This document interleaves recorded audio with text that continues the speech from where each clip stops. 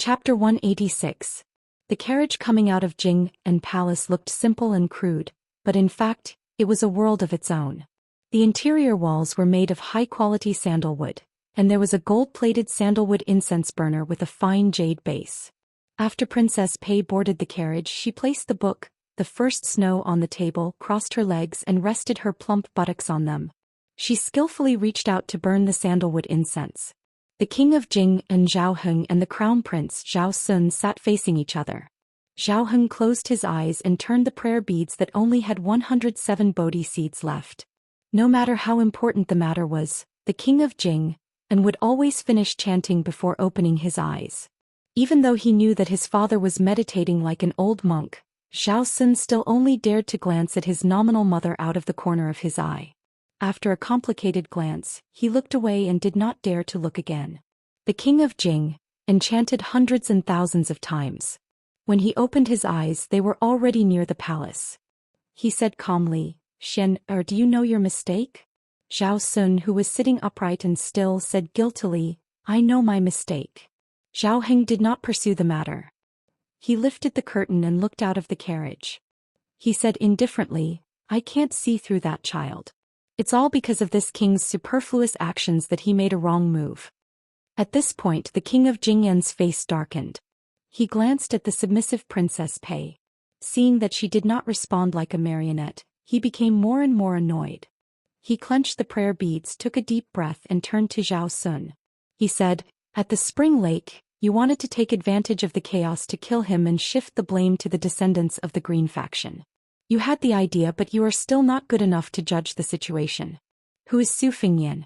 Lame Su is counting on him to carry Bailiang for the rest of his life. Did you really think that a few slaves, Ningame and 100 cavalry would be enough? You are underestimating Jianghu. Without that old warrior surnamed Li, Su Fingyan would have died many times over."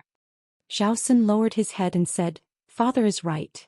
Zhao Heng frowned, suppressing the irritation in his heart that could not be overcome no matter how much he chanted. He waved his hand to disperse some sandalwood that smelled too much, as bad as not enough. Slowly he said in a low voice, "The capital is very lively. Lame Su is most likely about to fulfill his wish and obtain a hereditary title for his son. However, it is highly likely that he will not be able to keep the title of pillar of the state.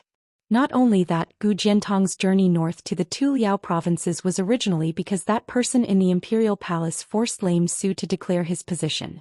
Bailiang's 300,000 iron cavalry's foundation in the two Liao provinces, Lame Su will have to obediently uproot it himself. Bailiang still appears to be impregnable, and Zhang Baiyan may withdraw when he sees the opportunity. However, the remnants of the fallen state will probably make a move to beat a drowning dog. I just don't know how much of Lame Su's flesh will be bitten off in this dog-eat-dog show. These old dogs, who are number one in the world in fishing for fame and reputation, only have this much prospects in use." When Zhao Sun heard his father's harsh evaluation of the old officials in the hall as a bunch of old dogs, he naturally smiled contemptuously. Only then did he recover the bearing of a vassal king and his royal highness should have. The dynasty originally had 13 provinces. Although they were now living in harmony with the people of 17 provinces of the 8 kingdoms of spring and autumn, how could they not have a natural sense of superiority in their hearts? If the common people were like this, then Zhao Sun and this small group of top-notch royal family members who rightfully regarded the whole world as their own private property. Furthermore, of the 6 vassal kings including Zhao Heng, except for the most useless Duke of Huainan, the rest had all participated in the War of Spring and Autumn. Each of them had their own military exploits. After the war ended, which vassal king's manor did not have a few concubines and princesses of the dead emperor as concubines and servants.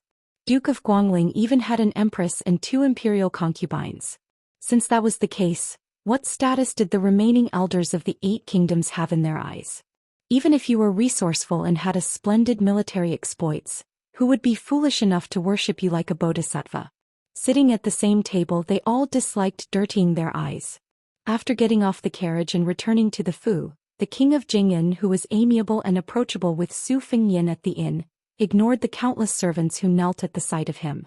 Passing through the halls and corridors, they approached a Buddhist hall. Zhao Sun silently turned and left. Zhao Heng entered the dark hall where a red sandalwood statue of Ksitigarbha Bodhisattva was enshrined.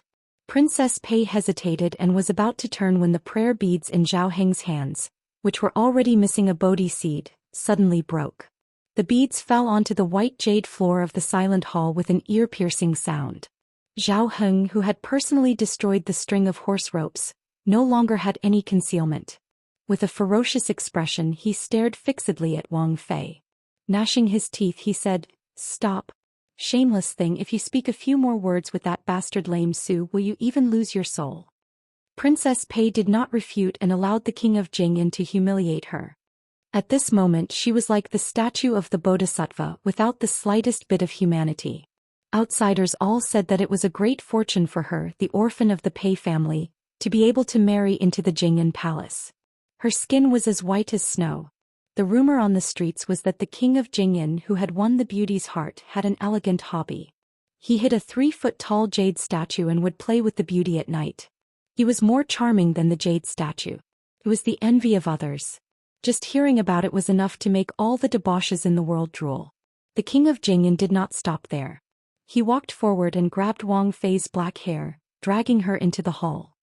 He viciously threw her to the ground and yelled, "Pei Nanwei, in what way is this king not worthy of a lowly slut like you? In these 10 years, when have you ever treated this king as your husband? Who is this king? Do you know? This king is only 1 step away from the dragon throne. 1 step. Who else in the world is more worthy than this king to wear the dragon robe?"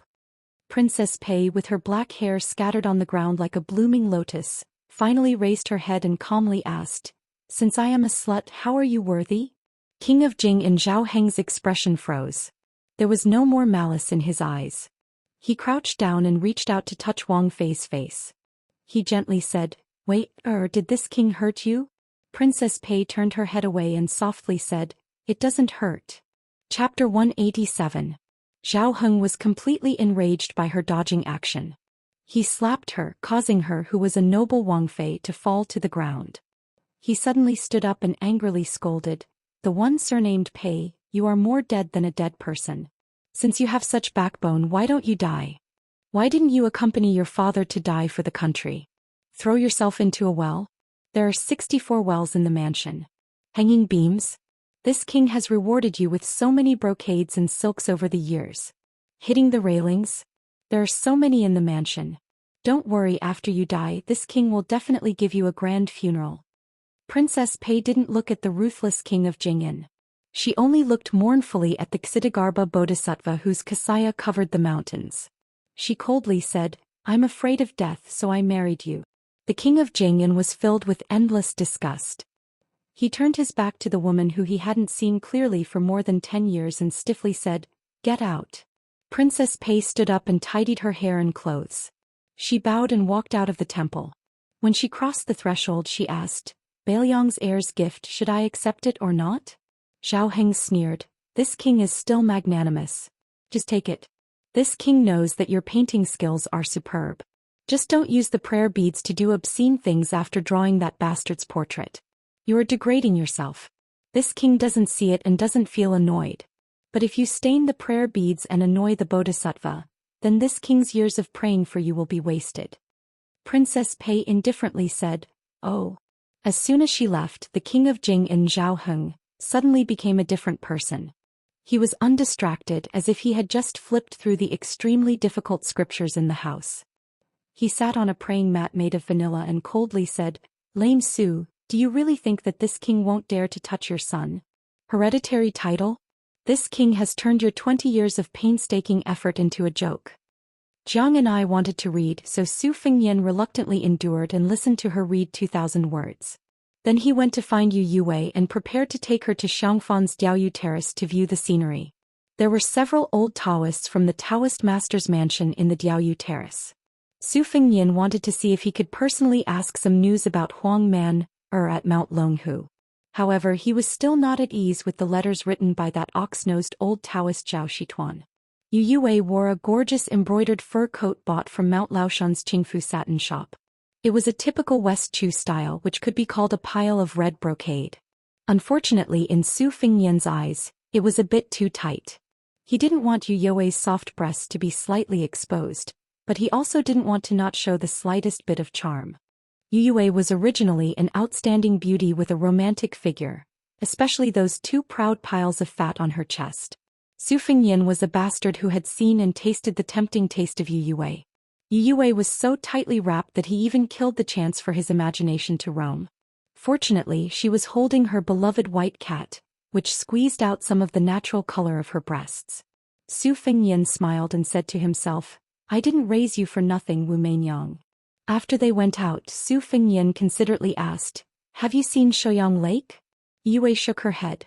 Thus, Su Fengyan first took her to take a slight detour, passing by a white snake embankment. It seemed that the scenic spots that were related to immortals were mostly sword immortals. He had never heard of any that were related to sabers.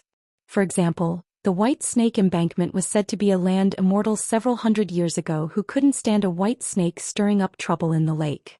He angrily slashed it with his sword, and after the white snake died, its huge body became a long embankment. The White Snake Embankment was like this, and so was the Spring Immortal Lake. A saber user? There was no future. Su Fengyan, who was full of self-mockery, took Yu Yue along the way, which attracted a lot of attention. Some of the scholars who were touring the lake mustered up their energy to recite poems or sing loudly, hoping to win the favor of the lady holding the cat. Unfortunately, Yu Yue completely ignored them. Su Fengyan teased, You didn't get to wear rouge, so don't you blame me? Yu Yue just shook her head. Su Fengyan smiled and asked, Logically speaking, your father is the Jixia scholar of Shangyin Academy, so you should like the children of landowning households. But previously in Baoyang, I didn't hear you have a poem with any scholar? Yu Yue said softly, because I know that those scholars who keep on saying that they don't work, don't farm, and that the emperor decrees me to sleep alone are all people who go crazy when the emperor decrees them. Those who say that they want to shock the old dragon with a sword in the sky are actually people who don't even dare to kill a chicken. What poetry can I talk to them about? Su Fengyan nodded and said, That's right. They can't compare to me, a vulgar guy who openly spends money to buy literature. Otherwise, why do they say that men only speak 30% of their words and leave 70% to conquer the world? Yu Yue lowered her head and didn't say anything. After slowly walking out of Shouyang Lake, Su Fengyan rode on the horse that Lu Qiantang had brought over. There were only 5 horses in total, and he didn't give Yu Yue a chance to ride alone. After getting on the horse, His Royal Highness hugged the beauty, and the beauty hugged the white cat. They became a beautiful sight on the street. When he rode to the city gate and went up the city tower, he found out that the old Taoist priests of Mount Longhu who were guarding the fishing tower had already left Xiangfan. It turned out that the heavenly talisman had already burned itself. No wonder the people of Xiangfan were so happy. Su Fengyan climbed up the fishing tower and no one dared to stop him. After entering the towering city tower, Su Fengyan sized up the layout of the city while Yu Yue looked at the vast spring lake. Su Fengyan asked Ningame some questions about how to conduct a street battle after breaking through Xiangfan's city gate. Ningame was a clear horse battle general. After entering the Baoyang army, he mostly accumulated military merits by killing the Baimang barbarians at the border. When the two sides fought, most of the time it was a contest of strength on the plains. As for His Royal Highness's questions about sieging the city, Ningame could only tell the surface of what he had heard from the old soldiers. Fortunately, Su Fengyan was still listening attentively, occasionally nodding his head. When he encountered something he didn't understand, he would always get to the bottom of it. Ningame, who was a dabbler in street battles, couldn't help but stare at His Royal Highness. The burly Ningame, who was dressed in casual clothes, finally had some free time. Seeing His Royal Highness stop and gaze into the distance, he asked carefully, Your Highness, why are you asking about these things? There's no chance of sieging a city on the Baoyang border. Su Fengyan smiled faintly and said, Books and secret manuals. As long as it's in the books, I can get it if I want it. It's just a matter of time. But those things that aren't in the books might just be trivial matters, but they're priceless treasures to me. Besides, if we don't attack the city now, won't our 300,000-strong cavalry be able to flatten Baimang in the future? Ningame, who was as strong as a bear, trembled. Su Fengyan turned his head and asked, General Ning, has Jing and Palace accepted the sandalwood box I asked you to deliver? Ningame nodded and said, It's been accepted. Su Fengnian gazed at the faraway Jing and palace in the city and muttered, "It doesn't matter if you see through me. Aren't you the most irreconcilable person in the world with that person in the capital?" Chapter 188. There was a temple that had been closed for 1,000 years. No matter if it was an emperor or a commoner who came to burn incense, it was never opened. This mountain temple had produced countless eminent monks. The most famous one was Yang Taisui. He was the teacher of the current 2 dynasties and was very likely to be the teacher of the 3 dynasties in the future. There were more than 3,000 eminent monks who had passed away in the temple. Among them, more than 200 were titled as teachers of the state. It started from the Vajrayana Zen to the Zen Zen. In the Northern Wei dynasty, 36 bodhisattvas opened a translation field on the mountain at the same time. The Buddha's light shone everywhere. 800 years ago, the founder of the Zen sect Yi crossed the sea and taught the Mahayana wall temple. Finally, it became the ancestral court of Buddhism. For hundreds of years, Buddhism and Taoism had been fighting. Every 10 years they would debate with Taoism. Buddhism would send monks from this temple to discuss with Mount Longhu. But it was different from the ancestral court of Taoism. There were not many rules here. Anyone could go up the mountain and go anywhere on the mountain. Here the mountain was high, the temple was high, the tower was high, the Dharma was high, and the mountain was high. But like the name of the temple Tu-Zen, it did not have a name. This was the world's #1 Tu-Zen temples. Some people said that the reason why this temple was called 2 dhyanas was because it cultivated self-meditation and other meditation, namely meditation of oneself and meditation of others. But for more than 1,000 years, there did not seem to be a unified official statement. The 2 Zen temples also did not explain anything. At the back of the mountain there was a forest of pagodas at the foot of the mountain. It was the burial place of the eminent monks of the 2 Zen temples. There were more than 1,000 of them. The size of the pagodas were different. The 2 Zen temples did not intend to make this a forbidden area. But the believers were devout and did not dare to set foot here. Over time, very few people came here to observe. There was a 1,000 Buddha hall at the edge of the forest of pagodas. The walls were painted with hundreds of meters long fist manuals. There were 108 potholes on the floor. It was said that they were the footprints of Luohan. Thousands of people came to see thousands of fists. Therefore it was praised that the world's fists were called 2 Zen.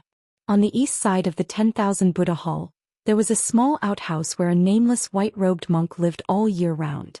If it wasn't for the fact that the bald man was wearing a kasaya, he wouldn't have looked like a monk at all. Not only did this white-robed middle-aged monk drink and eat meat, the most outrageous thing was that he had a wife. He even had a daughter who grew up in the temple. No matter how one looked at him, he was a middle-aged drunkard monk with evil deeds. Fortunately, apart from his unruly lifestyle, he did not make enemies with others. He only took in a good-tempered little disciple. In addition, his daughter was lively and liked to climb up and down the mountain. It was said that the oldest abbot in the temple liked this child very much.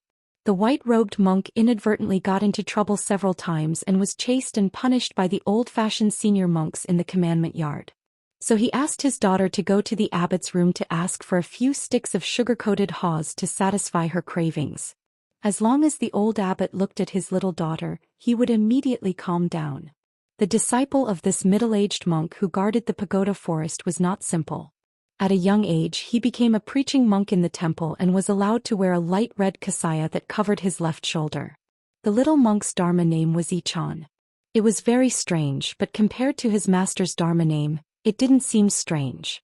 On a sunny day, the poor little monk sat in front of the outhouse and washed a large basin of his master and mistress' clothes. He sighed. On the day of the Lantern Festival he went down the mountain to watch the Lantern Festival. In the end he was accidentally dragged to Mount Longhu by that thing.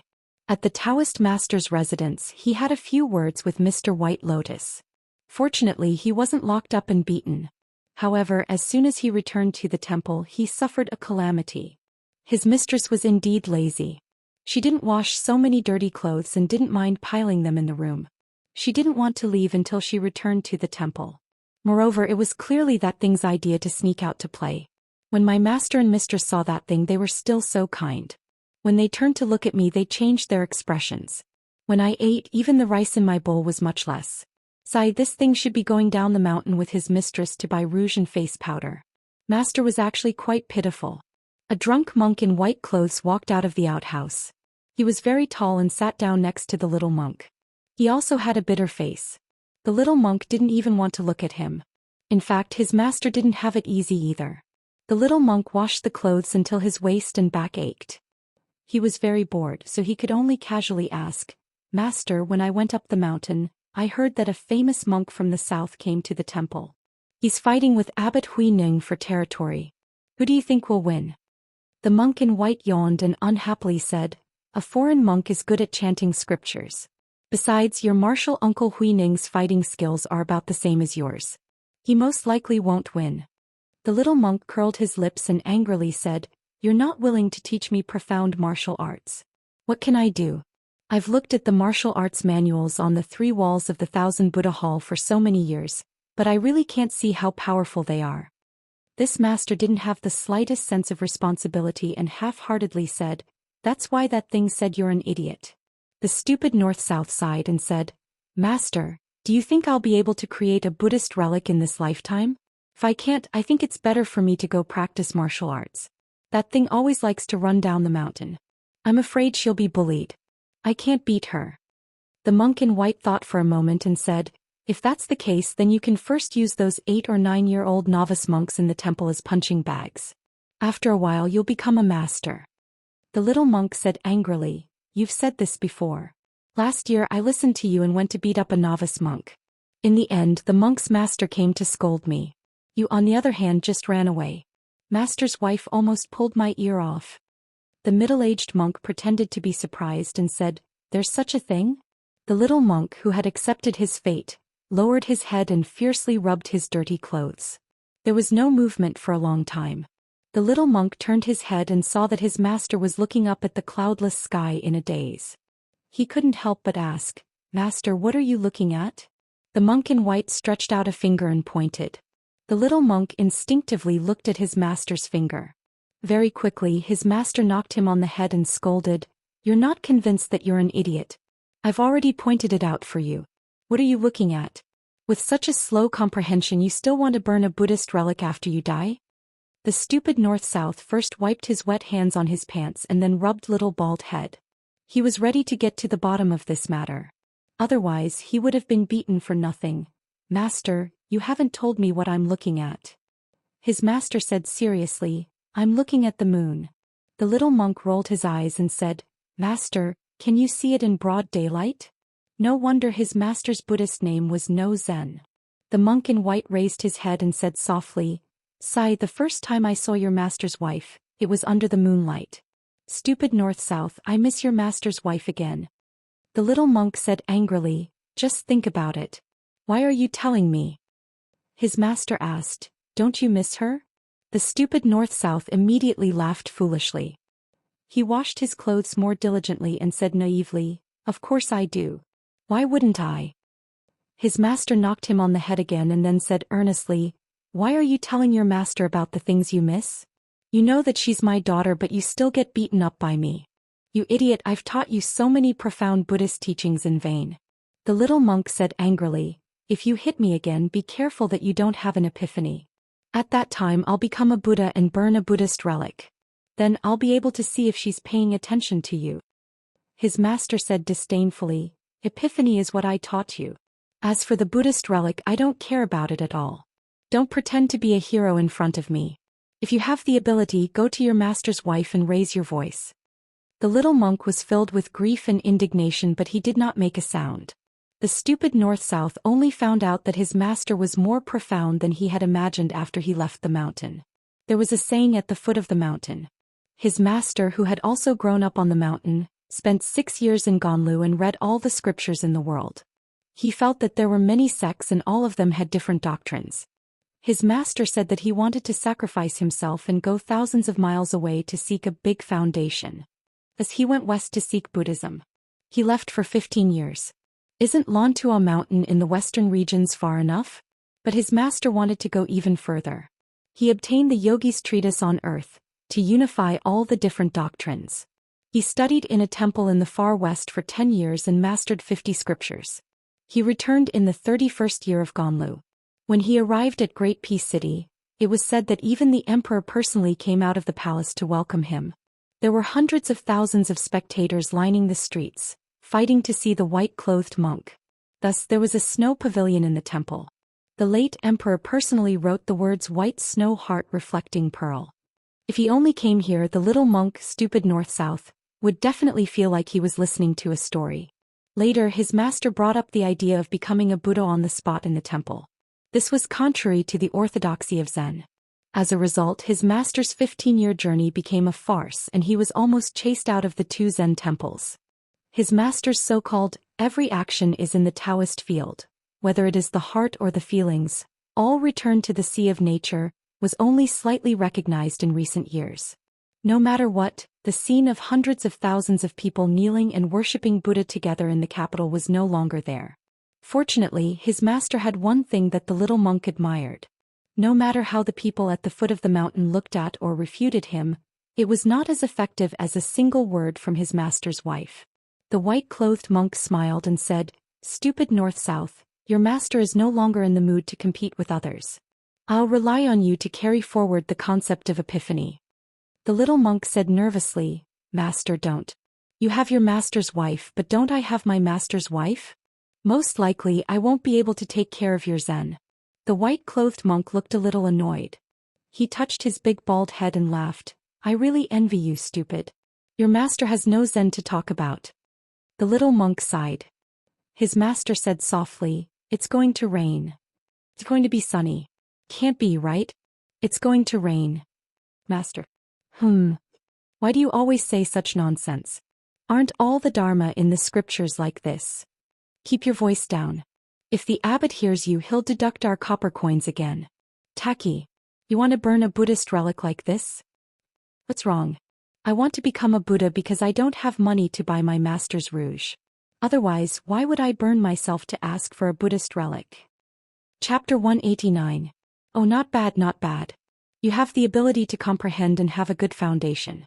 You are indeed my disciple. Master, if that's the case, why don't you help me wash some clothes? You're asking for a beating. Huding County in Gangnam-do was not famous for its plump lotus peony, but for a dissolute widow with the surname Su. She had married from Baelyong and had cursed two of her husbands to death. Both of her husbands were top-notch nobles in the area. One of them was ranked second in the imperial examination and had passed away in the imperial examination.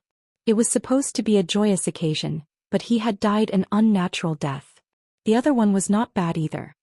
He was ranked third in the imperial examination and had also passed away suddenly after marrying the widow surnamed Su.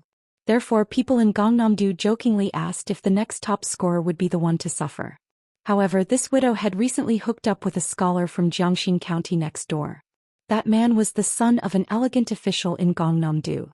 His father's generation were all literary heroes. This man's surname was Lu Lighting, also known as Mr. Qingzhai. At the age of 14 he could compose beautiful poems and was proficient in voice and rhythm. He was especially immersed in playing the zither and was famous for his culinary skills. He had a unique style among the scholars in Gangnam-do. His first wife was also from a big family and had both integrity and talent. However, after meeting the widow, Lu Lighting went crazy and wanted to divorce her. Originally it was just a matter between two families. At most it would be a joke in Gangnam-do. However, for some reason, Lu Lighting's wife had an inextricable relationship with an imperial concubine in the capital.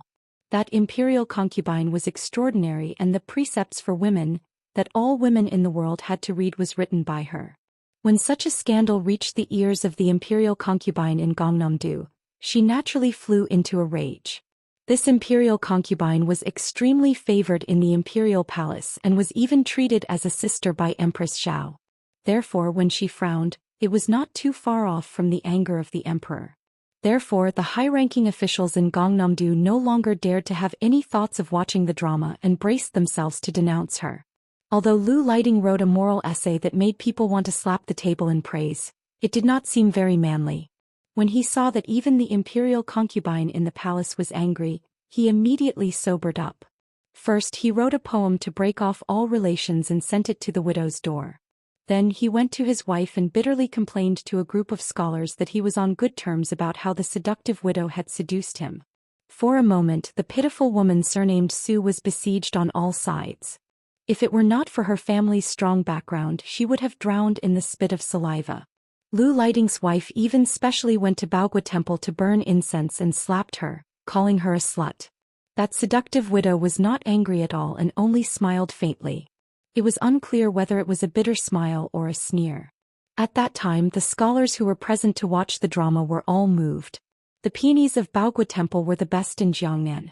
According to the study of geography, the earth veins of Huding County were the most suitable for peonies. That was why they were able to cultivate such beautiful flowers. At that time, Huding County's two unique peonies, Yao Huang and Wei Zi, were sent to the capital as tributes. The flowers bloomed and withered for 20 days. The entire capital was in a frenzy. There were no less than 100 types of peonies in Baogua Temple. Other than the Yao Huang and Wei Zi that were known as the Queen of the Peonies, there were many other treasures such as Green Dragon Crouching Lake, Xiaofin Flesh Hibiscus and so on. The biggest pilgrim in Baogua Temple was the widow Su, who was currently being condemned by everyone. Every 1st and 15th day of the month she would come to burn incense and worship, rain or shine. She only loved the peonies Xiaofin. In the backyard of the temple there was a Xiaofin that was as big as a bucket. Its branches and leaves were scattered, dripping and clustered, and it was staggered out of the eaves. Due to her illustrious family background and eccentric style in Huding County, this unique peonies had almost become her exclusive ornamental attraction. Today was the 15th day of the month. The first day of the month was the day she was slapped in the face by Mrs. Liu. She brought a personal maid into the backyard. When she left home to get married, she brought many servants and maids with her, but she was not close to any of them. Only this maid, who came from a poor family, liked her very much for no reason. She was strict in governing her family. There were few servants in the residence who did not harbor fear in their hearts. Only this maid, whom she named Xiao Er, knew how to repay kindness and protected her master in all respects. Today, when she got off the horse and walked into the temple, countless people were secretly pointing at her. The little maid was angry. Now that there was no one around, she bitterly defended the injustice and said, "Miss, these pilgrims are really hateful. If they want to burn incense, then they should burn incense. Why are they secretly laughing when they see Miss?" The widow, who was not yet 30 years old, pinched the maid's face and said with a charming smile, "You still have a conscience." The little maid said indignantly, "Miss, that Lu Lighting is too much." During those days he was the one who pestered Miss like a dog skin plaster. In the end the villain complained first. "Are those scholars who are well-read all blind? Why are they all speaking up for him?" The pretty widow could not help but laugh. She bent down to look at a gorgeous peony. She pinched off a small petal the size of a fingernail with her fingers and sniffed it. She squinted her eyes and said with a smile, "Aren't most men in the world like this? What's there to be angry about? It's not worth it to be angry about it." The little maid said timidly, "Miss, let's talk about something." The widow was amused and said, "Oh, are you thinking of love? Which scholar have you taken a fancy to? Tell me if he's really not bad." The little maid shook her head desperately and bit her lips. She looked up with a determined face and said, "Miss, the shrew in Lu Lighting's house is too hateful. I heard that she often goes to Mount Qing Temple to worship. I want to slap her in the face. I beg Miss not to plead for Qiao Qiao. If I'm beaten to death, I'll be beaten to death. I want to help Miss vent her anger. I know Miss is not having a good day today, so please don't worry about me anymore." She was stunned for a moment. She gently pinched the petal with 2 fingers and laughed involuntarily. "I didn't feel sorry for you in vain. But you're just a little girl, why are you involved? If you're slapped in the face, then you're slapped." Chapter 190. The little girl was so anxious that she cried. Her face was full of tears as she sobbed. "No, as long as I think about Miss being bullied for no reason, I want to fight that shrew with my life. If Miss didn't save me, I would have been defiled by that wicked person. I've never studied and can't read, but when my parents were alive, they always said that I should remember other people's good deeds. I remember Mrs. Good Deeds the most." The widow wiped the little girl's tears and said softly, Okay, I didn't want to say it, but seeing you like this, I'll tell you so that you can rest assured. As for me, I purposely kept that slap. You also know that I have an unruly younger brother. He's very busy on this trip. Originally, I wasn't sure if this younger brother would first visit his second sister or come to Huting County to visit me, his eldest sister. If he heard about this slap, wouldn't he have rushed over to my place? His second sister cares about the world and doesn't care about this. I can't do that. I always like to fight. It's rare that I don't suffer in life. This is one of my few pleasures. The little girl nodded vigorously and said, yes. I know that Mrs. younger brother is Baelyong, His Royal Highness. The servants in the mansion always like to whisper about His Highness, but every time they see me they shut up. The widow rubbed the little girl's ears and said with a smile, with you as my ear, who in the mansion dares to gossip? If I find out, won't they be skinned and have their tendons pulled out? The little girl finally smiled through her tears. Her miss seemed to be in a good mood every time she talked about His Highness. The widow's brows really relaxed a bit. She said with a smile, my younger brother has been good-looking since he was young. We don't plant many peonies at home, but every time the flowers bloom, I'll take him to admire the flowers. I pick them and put them on his head. He's prettier than a girl. Unfortunately, it's going to rain in a few days. I don't know if he can make it in time. The little girl wiped her face with her sleeve and said innocently, the Bodhisattva will definitely protect Miss from the rain. The widow whispered softly, little girl, how can you understand the pain of the heartless wind and rain breaking up a romantic romance? The little girl, who couldn't hear clearly, asked curiously, what did Miss say? The widow teased, you won't understand even if I tell you. As if she was afraid that the little servant girl would do something stupid, the widow said softly, when my little brother arrives at the Jiangnan circuit, you will know how those noble scholars and rich children who usually have their eyes at the top of their heads are not worth anything. At the top of the mountain was the residence of the Daoist master, where the nobles of purple and yellow gathered. At the foot of the mountain was a dilapidated old Taoist temple where a pair of master and disciple depended on each other. The master, the old Taoist master, wanted his disciple to improve. At first, the old Taoist master's ultimate skill was the dream of spring and autumn. This was a Taoist secret art that even the four great Taoist masters couldn't practice. The disciple didn't want to learn or listen to it. Until one day the old Taoist master was enlightened. He took a letter from the Baelyong, His Royal Highness, and purposely said that it was from Su Fengnian.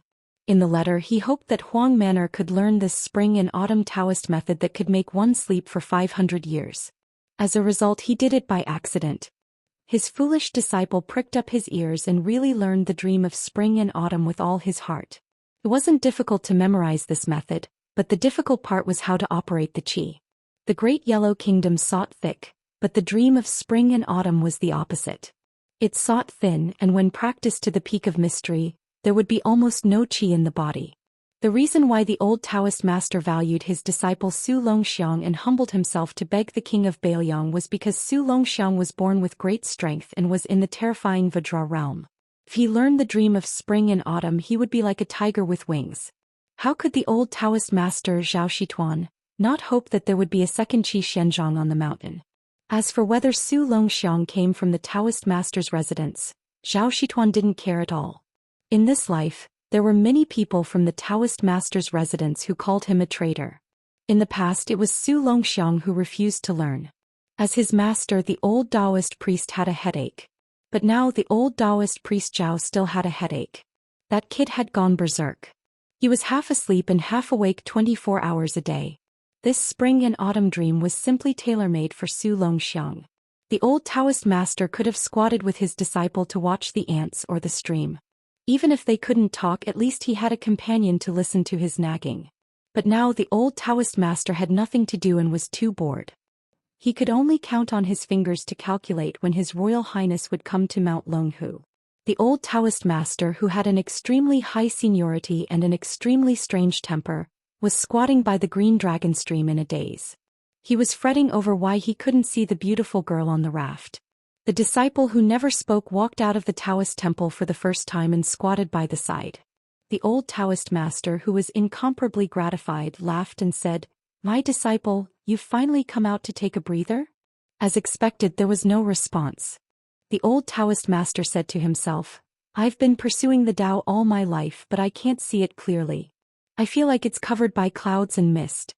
In the end, when I see you, I realize that this Tao is not Tao." Su Longxiang just stared blankly at the stream.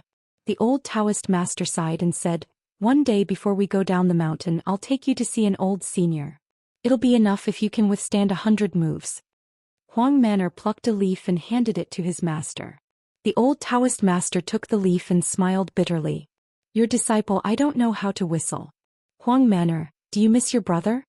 The dazed Zhou Xian actually smiled and nodded. The old Taoist master felt a little sad. Your brother will arrive when there are hawthorns on the mountain.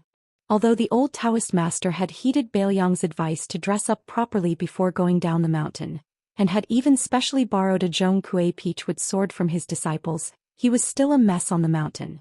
The straw sandals he wore were made by himself, and his Taoist robes were tattered and covered in dust. At this moment Huang Manor lowered his head and stretched out his withered arm to pat the dust off the old Taoist master's body.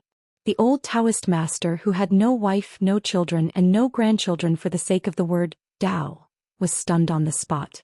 In an instant tears streamed down his face. Chapter 191. Su Fengnian left Diaoyu Terrace and wandered around the city with Yu Yue. He saw an alley crowded with people and there was no lack of young scholars in green robes. As he walked closer to take a look, he found that they were gambling on chess. There were people squatting, sitting and standing. Su Fengnian then remembered that other than Xianghua Alley being a money-squandering den in Xiangfan, this Yongzi Alley was also quite famous. The people sitting against the wall in the alley were all nogi with chess pieces and chess boxes. They used the strength of their chess skills to bet different amounts to lure tourists and chess addicts who were itching to play. This kind of game was naturally difficult to attract the attention of the chess masters, but it was the best way to waste the time of the common people and poor scholars. In addition, the bets were usually no more than a dozen copper coins, so it could be considered a small gamble to entertain the mood. Su Fengnian smiled and took a bite of the marinated beef wrapped in oiled paper. In the past he was penniless and hungry, so there was a period of time when he gambled in the alley to earn money. With his chess skills trained by scholarly Yishan and Su Weisheng, it was not difficult for him to win. However, there were often people of the same trade who had to make a living. Those who were reasonable would mind their own business, but those who were unreasonable would use the fact that they were locals to drive His Royal Highness away. In addition, there were rules to winning chess. One could not kill the dragon easily, but one had to keep a sense of propriety and win a few pieces. Otherwise, if the opponent was defeated, they would not be willing to continue playing chess. This was the vulgar truth that Su Fengnian was forced to slowly understand. His Royal Highness had LV Yangshu and the other two stand further away, leaving only Ningame standing behind him. He pulled Yu Yue and found a gap to make use of. The player who placed the bet was a young man who looked like a down-and-out student. His clothes were mended and his shoes and socks were white. In front of him there were 10 chess pieces placed on the chessboard. This meant that if the player who placed the chess pieces lost, he would have to pay 10 sets of money. Usually only 2 or 3 chess pieces would be placed on the board. It was rare to see 5 chess pieces.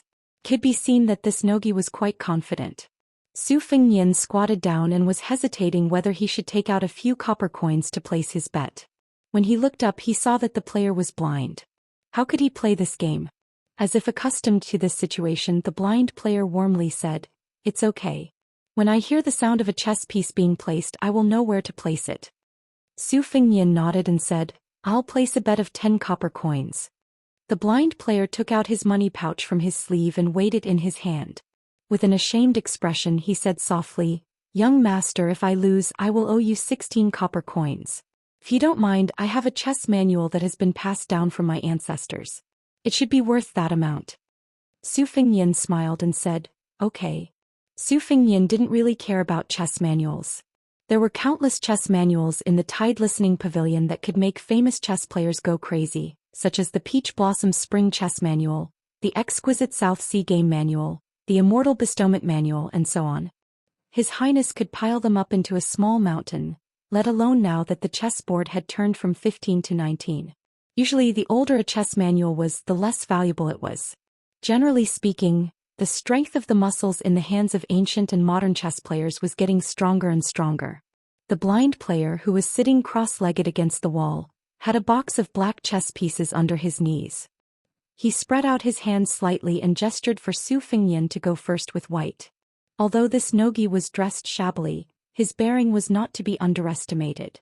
His every move revealed the refined and ancient style of a true aristocratic family.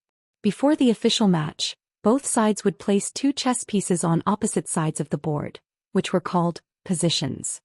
These were the positions of ancient chess pieces. To a large extent they limited the advantage of going first. Moreover, they were destined to fight fiercely in the middle of the board. Su Fengnian passed the marinated beef to Yu Yue and took the lead to place a 3-6. This position was rated as the best aggressive position by the self-proclaimed Huang Sanja Grandmaster Huang Longshi. The young blind player's expression was calm. Indeed, he could distinguish positions by listening.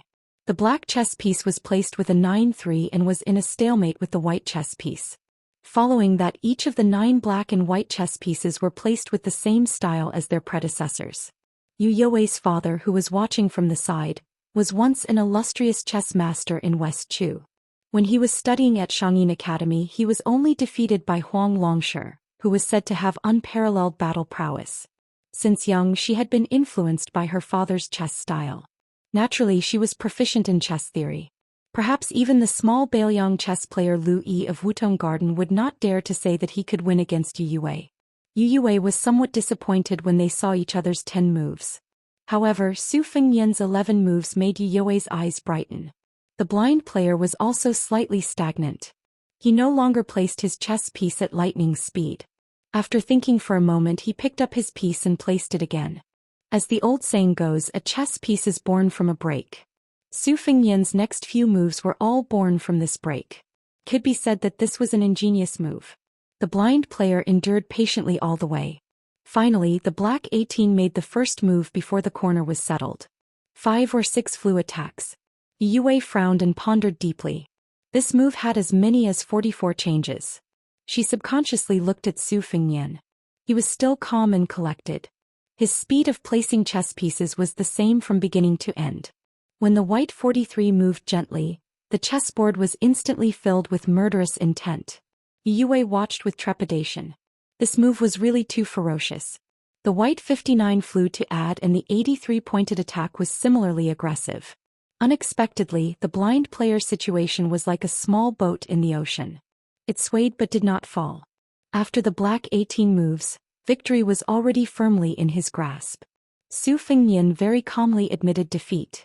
Su Fengnian took out another 10 copper coins and said, "Still 10 wens." The blind player played white first. In this game, Su Fengnian stirred up the smoke early and the blind player calmly responded. Yu Yue vaguely saw some clues. Su Fengnian was extremely aggressive, but the blind player was not the same as most people. The most important thing was the formation of the terrain. Some of the moves that seemed to be casually placed could always resonate with the middle game and even the ending game. If Su Fengnian did not rely on endless tricks to forcibly set off waves of unreasonable killing, the 2 games would not have lasted more than 200 moves. At the moment, Su Weisheng, who was a woman of great talent, changed 15 to 19 and broke the position system. In Yu Yue's view, the blind player who was slightly better than His Royal Highness was destined to amaze the world. Moreover, it was hard to say whether this player was hiding his strength or not. Indeed, it was a case of hidden dragons in the marketplace and crouching tigers in the alley. Again. Su Fengnian, who had lost 2 games in a row, chuckled softly. This time he played white and started with 2 swallows. This routine was once widely spread, but in the past 50 years, the most outstanding national players had all abandoned it in the fierce battles of the Summit Challenge. Huang Longshi even said that the 2 swallows were too tight at the beginning and lost its mellow flavor. It could be said that he had given this classic layout a death sentence. Su Fengnian simply sat on the ground. As a result, he changed to a more comfortable position. On the chessboard he was defeated like a mountain. He easily lost 3 games in a row. There was already a pile of 30 copper coins in front of the blind player. Su Fengnian raised his head and looked at the sky through the eaves of Yongzi Alley. It was already time for dinner. However, it was rare to meet Nogi who was so good at chess. He waved his hand and called Xu Xiu to his side, asking her to go to the wine shop to get some food. Soon Xu Xiu carried a large food box with 4 pairs of bowls and chopsticks. After Yang Qingfeng tested that the food was not poisonous, Xu Xiu dared to put it in front of Su Fengnian. Su Fengnian smiled and asked, "I don't plan to leave for a while. Do you want to eat some?" The blind player did not care about trifles and nodded with a smile. Yu Yue was a pampered girl who lived like a princess. She did not feel like she was losing her composure when eating with Su Fengnian. The halberd Ningame, on the other hand, was standing and wolfing down the food in a few mouthfuls. As Nogi ate slowly, he even took the initiative to talk to Su Fingyan about the gains and losses of the 3 defeats. When he talked about Su Fingyan's skillful moves, he did not hide his admiration. When he talked about his moves, he also straightforwardly pointed out the shortcomings. Su Fingyan frequently nodded and benefited a lot. They chatted happily. Su Fingyan smiled and asked the blind player if he had learned from a famous chess master. The blind player shook his head and said that his family background was ordinary. Before he lost his sight, he had just started playing chess. After losing his sight, he had no one to rely on and could only play chess as a companion. He had been playing chess in Yongzi Alley for almost 10 years. The money he earned was only enough for him to eat and wear. Whenever he had free time, he would buy chess manuals and did not save a single bit of money. As he spoke, the blind player patted his head and took out a few Confucian classics from his bag. He handed them to Su Fingyan, whose butt could only touch the floor. He chuckled and said, "Cushion." Su Fingyan took the books and took out 2 to give to Yu Yue, whose legs were already numb. He smiled and said, "Isn't this inappropriate? It's a disgrace to the teachings of the saints." The blind player smiled and shook his head. Propriety, justice, integrity, and shame are not in the books. Su Fingyan was no longer pretentious. He ate and drank to his heart's content with the wild chess player in front of him who had won 30 won from him. Once again, smoke rose from the 19 paths. Su Fingyan repeatedly lost and did not feel tired. When the blind chess soldiers came, he blocked the water, and when the earth blocked the earth. His chess pieces were crisp and his expression was calm. The 10 games in Yongzi Alley were fought until the sky turned dark. From noon to dusk to moonlight, the dust settled. Su Fingyan lost 10 games in a spurt of energy and paid 100 copper coins.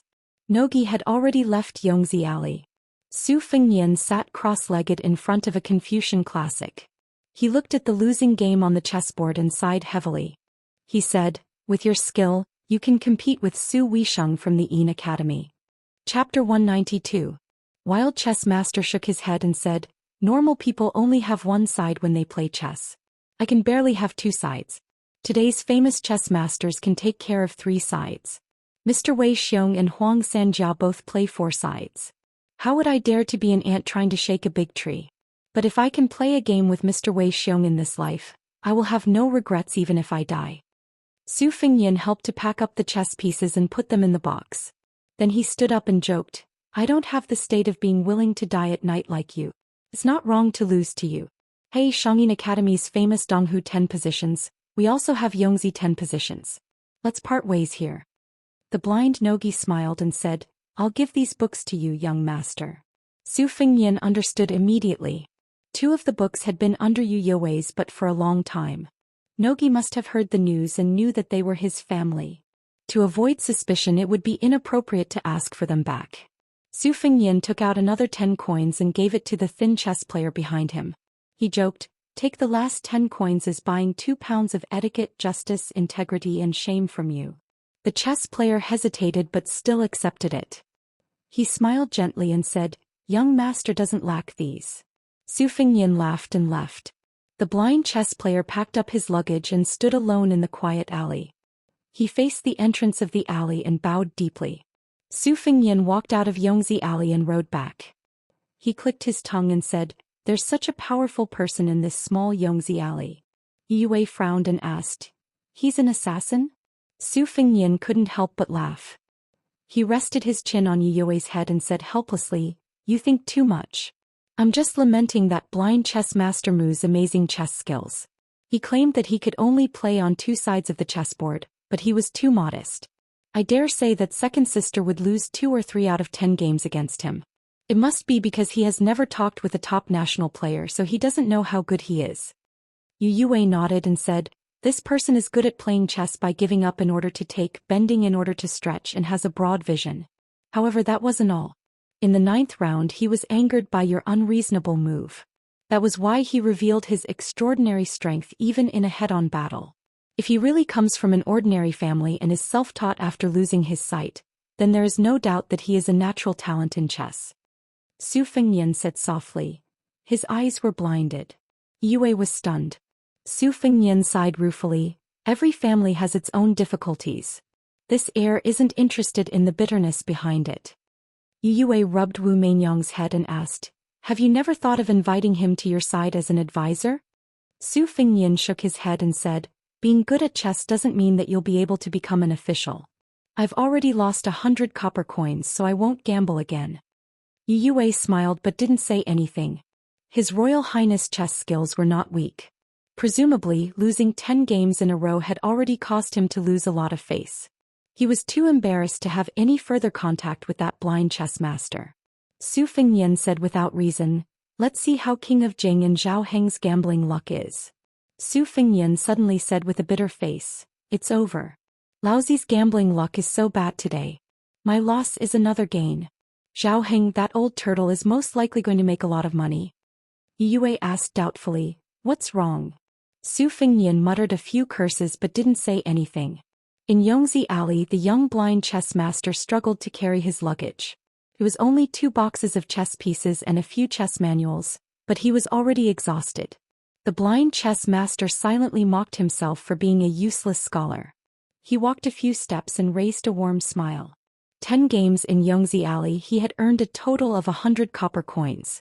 In the past 2 years in Yongzi Alley, other than deliberately showing weakness, he had never really lost a game. The local chess lovers in Xiangfan were no longer willing to let him gamble. Only some foreign guests who came to Yongzi Alley to play would take the bait. Therefore, earning 100 copper coins a day was a rare good situation. Moreover, that young master was extremely interesting. His family background was naturally excellent. He was blind but not blind. Such a young master with a superior family background was actually good at chess. In these years, it was very difficult for him to spend time and effort to play chess. When he was young, he was happy to win and was even happier to lose. Now that he had been winning and never losing, his interest in playing chess had decreased. He was afraid that one day he would really play chess just to make a living. If that day really came, it would be the day when his chess skills stopped. Thinking of his bleak background, the blind chess master's face was cold, as if he had forgotten how to mourn. In this world, it was better to be blind and not look at it. If he could meet a few kind-hearted young masters who played 10 games, perhaps he would regret piercing his own eyes. But after his family declined and he was like a stray dog in order to survive, he played chess for 10 years. How many people did he meet? When he reached the corner of the alley, the blind chess master was stopped. A dignified voice sounded, "My master wants to see you." The blind chess master calmly said, "I don't want to see him." Not far away, a carriage stopped. In the carriage, a graceful man was holding the record of the blind chess master's background. The ink on the paper had not dried yet. It was obvious that he had just picked up the brush and written it. There were 10 games in Yongzi Alley, and there were no less than hundreds of people watching the game. Even the young chess master who was in the game did not think much of it. He just thought that he was lucky to have met a kind-hearted young master. He did not know that when the first game ended, the news had spread to the most powerful place in Xiangfan City. When the third game was played, the chess master had already sent the servants to thoroughly investigate the identity of the blind chess master. When the 8th game ended, the man in the carriage was still hesitating on how to deal with it. It was not until the 9th game that he saw the young chess master's true chess skills that he smiled and personally left the mansion. He had been patiently waiting until now. When he had the last few pages of the blind chess master's 10 years of gambling records, he felt that he could be more patient. Therefore, when his personal bodyguard outside the carriage said that the blind chess master had disappeared, he was not angry that the blind chess master had eyes but did not recognize Mount Tai. Moreover, the blind chess master was blind. The man burned a few pages of paper that was nothing more than a few hundred words and a story about the life of an ant. He then got off his horse and walked to the blind chess player who had a strong character. He slowly said, "Lu Su from Haichang County, Qingzhou. Your grandfather, Lu Yu, was a Confucian of the previous generation. Your father, Brother Lu, is not bad either. There are 3 heroes in your family. You majored in classics and history. You never thought that when you were writing the history of West Chu, you would say a few words of justice for a scholar. You were almost killed. You stabbed yourself in the eyes and cut off your official career to save your life. For the past 10 years, you have been gambling chess in Yongzi Alley during the day and playing the zither for prostitutes in Xianghua Alley at night. You have earned dirty money. Do you know that your enemy has become the county chief of Haichang County?" The blind chess player calmly said, "This money is not dirty." The middle-aged man smiled and asked, Regardless of whether the money is dirty or not, let me ask you. Do you want to show your talent and not try to make a living in 2 alleys? The young chess player smiled and said, although it is already night, Lu Su still doesn't want to dream. The man laughed and said, I heard that you once said, my generation has thousands of books and tens of thousands of talents, but if I want to sell them I will only sell them to the royal family. The blind chess player frowned and said, this kind of nonsense that only reads books for a few days and doesn't know the immensity of heaven and earth. It can't be taken seriously. The man said in a low voice, but I will take it seriously this time. The blind chess player smiled bitterly and said, now that things have come to this, you still won't let go of the Lu family? The man with a string of prayer beads on his hand said calmly, my surname is Zhao and my name is Heng. The royal family. How can one be considered a royal family? Is one king of Jing'an enough? In the Prince of Jing'an's residence, heir Zhao Sun was completely baffled as he found his imperial father in the study copying Buddhist scriptures. He quietly asked, I heard that imperial father brought back a blind chess player carrying a zither? What's the deep meaning? The king of Jing'an smiled and said, this person is the last member of the Lu family in Haichang County. In terms of chess, no one in the manor can beat him. You can take care of him since it won't cost much anyway. If he's just a good-for-nothing on the chessboard, you can treat him as a dog that won't bite. If he's really talented, you can take him as an advisor in the manor and polish him. In the future you can deal with the governor of Haichang County, Yu Hanliang, in front of him, and then he'll be sincere in giving advice. A scholar will die for his bosom friend. This is a principle that the ancients have said so many times. You have to remember it well. Also, when it comes to getting along with these scholars, you have to put away the method you used to communicate with Wei Wei and his gang of debauches. Don't rely on your status to oppress others. Not all scholars in the world are stupid. Their minds are the most delicate. Maybe they can't see the big picture, but it's not difficult to see if they're conceited or self-abased. Father will teach you one thing. When dealing with these scholars, you have to treat them as the king of Jing'an and his royal highness. You have to treat them as you treat them as the king of Jing'an. Zhao Sun smiled and said, I know. Father, if you put yourself in their shoes, you already have the heart of Buddha. The king of Jing'an, Zhao Heng, narrowed his eyes and smiled. I don't need you to flatter me. Zhao Sun carefully left the study. Zhao Heng continued to copy the Buddhist scriptures with a soft brush. When he finished, he said coldly, Lu Su, this king keeps you around because he wants to tell you a story in a few days. This king is so generous. If he doesn't have a bosom friend who has no bearing on the overall situation, it'll be too boring. Chapter 193. When Su Fengyan returned to the inn, he went to Jiang Ni's room since he had nothing to do. He saw an old man and a young man scribbling on the table. There were 2 small white porcelain bowls, one filled with water and the other with wine. The 2 of them dipped their fingers in the wine and started scribbling on the table. At this moment, the little clay figurine probably felt that the old god of swords' scribbling had crossed the line and invaded her territory. Therefore she puffed up her cheeks and glared at him. The old god of swords had no choice but to restrain his interest. He lowered his head and sucked all the wine on the table into his mouth. When Jiang Ni saw Su Fengyan enter the room, she quickly wiped away the water scribbles on the table with her sleeves. Su Fengyan teased, practicing calligraphy with the old senior? You might as well secretly practice swordsmanship with him. You can't possibly lend out your talisman for free. The old senior can just casually teach you a few moves and you'll be able to throw me 10 streets away. If you accidentally learn green gall sleeves, TSKDK, the pugilistic world will definitely give you the title of female sword immortal. How impressive would that be? Even Wang Xianji or Dong Tai would have to be polite to you when they meet. When the time comes, you must remember to tell the experts that I, Jiang and I, was once a maidservant of that idiot Su Fengyan. Just thinking about it makes me feel awesome. Jiang and I angrily said, why do you care if I practice calligraphy? Who wants to be your maidservant? Who wants to practice swordsmanship to give you face? Su Fengyan sat down and mischievously asked, are you afraid that you won't be able to endure the hardship of practicing swordsmanship? Jiang and I wanted to grab the bowl and smash it. However, His Royal Highness had already anticipated this and used his winter embroidery knife to stop her hand and the bowl. He smiled and said, don't fight. I don't have time to mess around with you today. I'm here to learn from the old senior. If you like to listen, then sit to the side. If you don't, then I'll have to trouble you to take 2 steps forward. Jiang and I clenched her teeth and said, "This is my room." Su Fengnian ignored the stray cat whose tail had been stepped on. He summarized the dozen or so moves he had extracted from the numerous secret manuals to the old god of swords. At first, Li Chungang seemed to be very impatient. He picked at his earwax and flicked it away. Toward the end of Su Fengnian's narration, although the old man was still crossing his legs, he no longer picked at his earwax to disgust Su Fengnian. He picked up the porcelain bowl that only had half a bowl of wine left and drank as he listened. He did not nod or shake his head.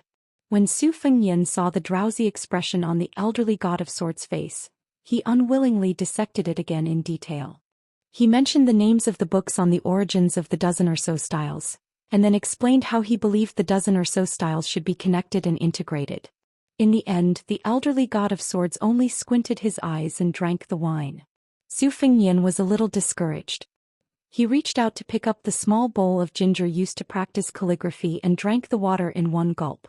The little mudman was very vexed that he didn't throw in half a gene of arsenic earlier. Su Fengnian, whose mouth was dry, drank half the bowl of water and stared blankly at the old god of swords who had not moved for a long time. Jiang and I, who did not understand anything, gloated. Three-legged cat. Three-legged cat. Not worthy, not worthy. The word, not worthy, naturally came from the words of the white-clothed guanyin outside Xiangfan City. These days, Jiang and I had been using this to mock His Royal Highness. It was very satisfying.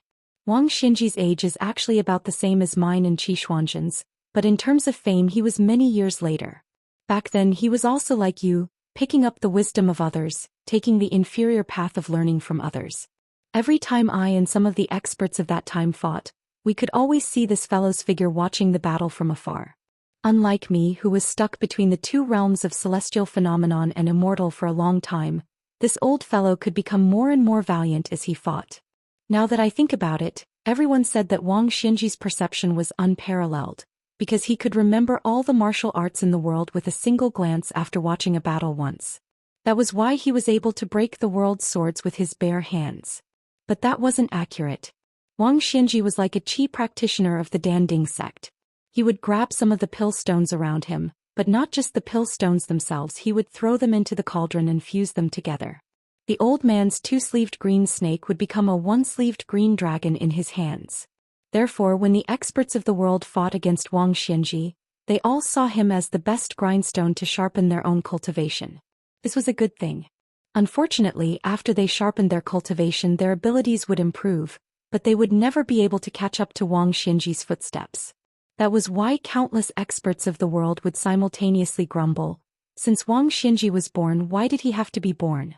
Wang Xinji was like a Qi practitioner of the Danding sect. Young fellow Su, you want to be the second Wang Xinji? Su Fengnian was astonished and speechless. The elderly sword god sneered and said with disdain, since you truly want to practice martial arts and don't even have the ambition to push Wang Xinji down from the 2nd place, why are you still practicing the saber? Su Fengnian said helplessly, if Wang Xinji claims to be the 2nd, who doesn't think that he is the number 1 martial artist? The elderly sword god shook his head and smiled faintly. Number 1? This old man didn't think so. When Wang Xinji claimed to be the 2nd place, half of it was because he was arrogant and the other half was because he knew his own limitations. There would always be 1 or 2 freaks in the world that couldn't be reasoned with. As for whether these freaks came from Buddhism, Taoism, or the mountains and forests of Zhanghai, only the heavens and Wang Xinji himself knew. When Qi Xuanzhen died, this old man thought that Wang Xinji would finally be able to hold his head up high. He didn't expect that Wang Xinji was still the 2nd place. Presumably, after Qi Xuanzhen's death, a terrestrial immortal that even Wang Xinji was afraid of appeared. Otherwise, with Wang Xinji's temper, he wouldn't be so pretentious. This old man felt that this year's martial arts evaluation was trash, but the secondary evaluation wasn't tacky. The 4 people on the rankings all had the hope of giving the martial arts world a surprise before Wang Xinji died of old age. Especially the new Wudong patriarch and dragon tiger Xianxia, who fought on the Wudong mountain and almost destroyed the Zhengmu heavenly empire. The latter had the demeanor of this old man back in the day. The bull riding that you mentioned was like Qi Xuanzhen, who didn't make a sound, but when he farted the entire world would pinch their nose to smell it. As for you, young fellow, you are quite similar to Wang Xinji. It's a pity that Wang Xinji was a late bloomer. At your age he could casually kill dozens of Su Fengyan. Zhang and I chuckled at the side and said, "That's amazing. You're quite similar to Wang Xinji. Doesn't that mean that when you reach Wang Xinji's age you can be ranked as the top 200 experts in the world?" Su Fengyan was amused by the little mudman's words and laughed out loud. He turned his head and said, "Thanks for your auspicious words. I will definitely live to 100 years old. No matter what, I will live to Wang Xinji's age." Zhang and I was vexed and didn't say anything. Su Fengyan laughed and said, "In the future when I roam the martial arts world and meet an expert that I don't like, the first thing I will ask is if he is the top 200 expert in the world." The old god of swords waved his hand and said, "Go, go. This old man still needs to practice calligraphy with little Jiang." Su Fengyan was chased out of the room just like that. When he closed the door he didn't forget to extend his 2 hands to Jiang and I. 1 finger on each hand meant that he would live to 100 years old, and 2 fingers on each hand meant that he was the top 200 expert in the world. Seeing this, Jiang and I was furious. After he closed the door he said in a fit of pique, "I'm not practicing calligraphy anymore." The old god of swords, who had suffered an unexpected calamity, was stunned and said, "Why not?" Jiang and I said angrily, "I'm not in the mood." The old man had a sneaky face and softly urged, "Little Jiang, try imagining that this table is little Su's smiling face." Jiang and I hesitated for a moment and her eyes lit up. She jogged over and hurriedly poured another bowl of water. Following that she practiced calligraphy. Every word was written with iron and silver hooks. At this moment, the old god of swords somewhat understood why little Su liked to tease the little girl in front of him. Li Chungang held the bowl and drank a big mouthful of wine. He was even more determined to make a deal with little Su.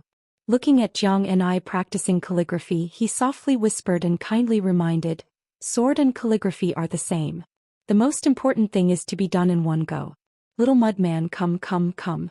You read this old man's calligraphy." Jiang and I made a no sound and looked at the old man's fingers. She silently recited, "Traveling to the East Sea in the morning and the West Mountain in the evening, the green snake in my sleeve is bold.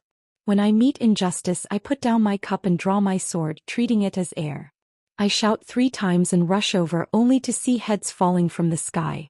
The world thinks I'm climbing the stairs but I've already passed the 18th floor." When the old god of swords was writing freely, he saw that Jiang and I was not only reading, but also writing on the table without realizing it. Her fingers were not only similar to the poem he wrote on the table, but also similar in spirit. "I don't practice the sword, so the sword will is naturally sufficient. Although there is no sword in my sleeves, the green snake is bold." After the old god of swords entered the world with a broken arm, this was the first time he drank wine. The sword will in the room was awe-inspiring. It was impossible to tell whose hand it was. Yiyue lay lazily on the table. The white cat squatted in front of her and curled up like a ball of snow. Yiyue stretched out a finger. Wu Mainyang stretched out her paws and hugged it. She looked naive and cute. The girl who was no longer the #1 courtesan in Liangzhou smiled and said, "My Mainyang is still the best. Other than eating and sleeping you're carefree. When I want to see you you're by my side. When I don't want to see you I won't see you. I'm not afraid that you'll hold a grudge." She was no longer the girl who was once called Yuxuanji. She pressed her cheek against the cool table and reached out to stroke her pet's furry head. She said to herself, "Do you want to leave me and live alone?" Since Wu Mainyang was destined to be unable to speak, she answered her own question. "Even if I wanted to at first I wouldn't think about it after I got used to it, right? I know it's not right but I can't leave or escape, right? You're just a flower vase and the kind that's not very good looking. What's there to be dissatisfied about being able to live? You can't compare to the maids in the yard, you can't compare to those heroines who roam Jianghu alone, you can't compare to a child who dares to hate with a dagger. You can't compare to anyone. You've even forgotten your parents and even your name. Who can you compare to? Who's worth talking to when you're like this? You'll grow old eventually." Outside, His Royal Highness leaned against the door in silence. Chapter 194. Dao can't be Dao, Zen can't participate, life is as lonely as an avalanche. Master, you're sad again. Stupid Nanbei, when you have a wife one day you'll be like this too. Sigh, it must be that Master's wife went down the mountain to buy rouge again. Master, why do you keep sharpening the kitchen knife these days? It's sharpened so that it can cut people. What? Master, don't take it too hard. We're already monks. If we take it too hard, what should we do with those Buddhist believers who go up the mountain to burn incense? Although Master's wife and things always like to spend money, it has nothing to do with your Master's wife. Well, that's good. Then which abbot is not pleasing to the eye? I think Abbot Hui Guang is quite easy to beat, but it's not good to use a knife. Master, let's follow the old rules. It won't hurt the harmony. Ah? Not Abbot Hui Guang? It's for that kid surnamed Su. Ah? Why? Su Fingyan is quite a good person. This bastard dares to snatch my daughter. If I don't chop him, who should I chop? Master, disciple wants to recite scriptures. What are you afraid of? With your little ability, I've let you snatch things for so many years, but I haven't seen you snatch them away. Besides, if I chop you, who will do the laundry and cook? Nanbei, Dongbei and Dongbei talk about that kid every day. Don't you have any opinions? Well, taking in such a stupid disciple like you, it's really Buddha's fault. Aren't you afraid that things will run away with him? Don't cry to Master then. Hey, it's definitely Master who cries harder. Master, if one day I really become a Buddha and burn a Saraira, will this thing be sad? Nanbei, go and cook first. We'll think about this problem after we're full, okay? Master, why are you always the first to admit your mistakes when you quarrel with Master's wife? It doesn't matter if some things are right and some things are wrong. Do you understand? I don't really understand. For example, you're right about liking things, so, Master, don't say anymore, I understand. How come your perception is even better than Master's now? Hey, so this is the Zen that your disciple cultivates. North and south, haven't you seen a girl prettier than things since you left the mountain? Remember, monks don't lie. No. Not bad. Master, why did you mention the wine gourd? If you answer yes, you'll know why. Master, other than that thing and mistress, who else are you afraid of? The abbot of our temple has lived for more than 150 years. Master is afraid that he won't give us the copper coins. Outside the temple? That's all. Master, monks don't lie. Allow Master to think about it. Oh, there really is one. Back then he fought with your Master's wife over your Master. They quarreled with each other. Fortunately, Master's fists were stronger than his. I believe that in the entire world, that old hooligan would only dare not come to our temple. Old hooligan? Wait a minute, what do you mean by snatching Master from Master's wife? Let bygones be bygones. Everyone in Xiangfan City knew that the most seductive woman in Qingzhou lived in Xianxia Alley. She was clearly a prostitute who had fallen into the secular world, but no one dared to treat her as a prostitute. Her name was Li Baisher. Her real name was Li Xiaoru. Her ancestors were from a third-class official family in Dongyue. Although the country was not destroyed, her father's generation was not good at management. After his death, he left a mess for his young children. Li Baisher followed her wet nurse to Xiling Lake in Guangling to make a living by selling her ancestral property. She lived in a small building in the pine forest and enjoyed the scenery. She grew up into a beautiful girl with an extraordinarily exquisite figure. Every time she went out, there would always be many handsome young men following her. Later, in order to avoid being forcibly abducted by a fierce general under Lord Guangling's command, she wandered thousands of miles to Xiangfan City in Qingzhou. She first became a Daoist nun, then entered Xianxia Alley. With her proficiency in music, singing, and observing people's expressions, she quickly became a famous prostitute in the 3 provinces. She was especially good at singing and dancing in her hometown, Xiling. She was known as the most beautiful woman in the world. This time she was the only woman who was listed as a prostitute in the Rouge Review. The title of the most beautiful woman in the world was also affirmed. This made all the men in Xiangfan City who had visited brothels feel very satisfied. After all, the Rouge Review was more convincing than the 4 top 10 courtesans. However, it was said that Li Baisher was not in a good mood recently because all the Taoist priests in Xiangfan City seemed to have left the city overnight. It seemed that the Taoist ancestral court, Mount Longhu, had made a bet with the Buddhist sect before the grand heavenly ritual. Now it seemed that Mount Longhu had lost. Mount Longhu had the 4 great celestial masters in charge? How could they lose?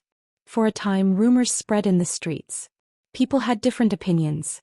Some said that they saw a female bodhisattva dressed in a snow-white monk's robe that led thousands of ghosts out of the city that night. Some said that Mount Longhu did not lose. It was just that the Taoist priest had to go to Mount Longhu to receive merit after 10 years of transcendence from the demons. For some reason, when people talked about the white-robed monk, they talked about the white-clothed imperial advisor of the past. He was a living bodhisattva who made hundreds of thousands of people in the capital kneel to him. Then there was the rumor that the crown prince of Bailiang had entered the city. These days, the people of Xiangfan City had endless topics to talk about. Business in the taverns and tea houses was unusually good. All of Xiangfan City knew about the jade white lion Xianxia. They also knew that she had a young blind man who never showed up when he played the zither. Early in the morning, the blind chess player who had moved into the Jing and Palace yesterday arrived at the Jade White Lion Pavilion in the middle of Xianghua Alley. Unlike the past where he carried the zither in the night, he was empty-handed this time. The little servant who was in charge of the back door of the brothel woke up sleepily and squatted on the stone steps at the entrance. When Li Huakui's Guqin master arrived, he immediately jumped up and put on a smiling face. His smiling face was filled with more sincerity than usual when he was welcoming guests. Young Master Lu played the Guqin in the White Jade Lion Pavilion, and the hundreds of people in the pavilion knew that he had an exceptionally good temper, extremely high character and extremely elegant temperament. He was able to converse with anyone in a cultured and refined manner. Some of the real gold and silver that he received as a reward would always be given away by young Master Lu before they left the pavilion, leaving only a few copper coins for himself. Therefore, the little doorkeeper who had spat on this blind Guqin master in the past always boasted that he and young Master Lu had become friends after exchanging blows. He was even more attentive to the blind Guqin master, who did not bring along his Guqin today. The little servant said happily, "Young Master Lu, I've remembered the name I asked you to teach me last time." Lu Su smiled slightly. The young servant with a delicate face said kindly, "The fairy sisters in the Red Fish Pavilion all like to wake up late. Young Master Lu, you'll have to be patient and wait for a while when you get there." Chapter 195. Lu Su, who was blind but knew the way, nodded and said, "I know. I'll go alone and won't trouble Brother Song." The servant nodded with a smile and went back the way he came. When the blind zither player arrived in front of the Red Fish restaurant, he encountered many female servants and maids who had woken up early in the morning to do their chores. The orioles and swallows happily called out to young Master Lu a few times before they stopped. Those who were more daring than the other ladies in the restaurant even teased Lu Su a few times, purposely asking this young master for advice on the meaning of a pear tree suppressing begonia, or a palm print seen in front of Mount Huaiyue. The blind zither player had no choice but to beg for mercy, provoking even more coquettish laughter. This young Master Lu, who spoke in a refined manner and had a gentle temperament, was initially very inconspicuous in the White Jade Lion restaurant where the sons of the rich and powerful were more common than cabbages. If not for Master Li Shuangjia's high opinion of him, who would even spare a glance at him. In the second year after entering the restaurant, he was playing the zither when he bumped into a famous rich and powerful man in the city who was forcing himself on a young girl.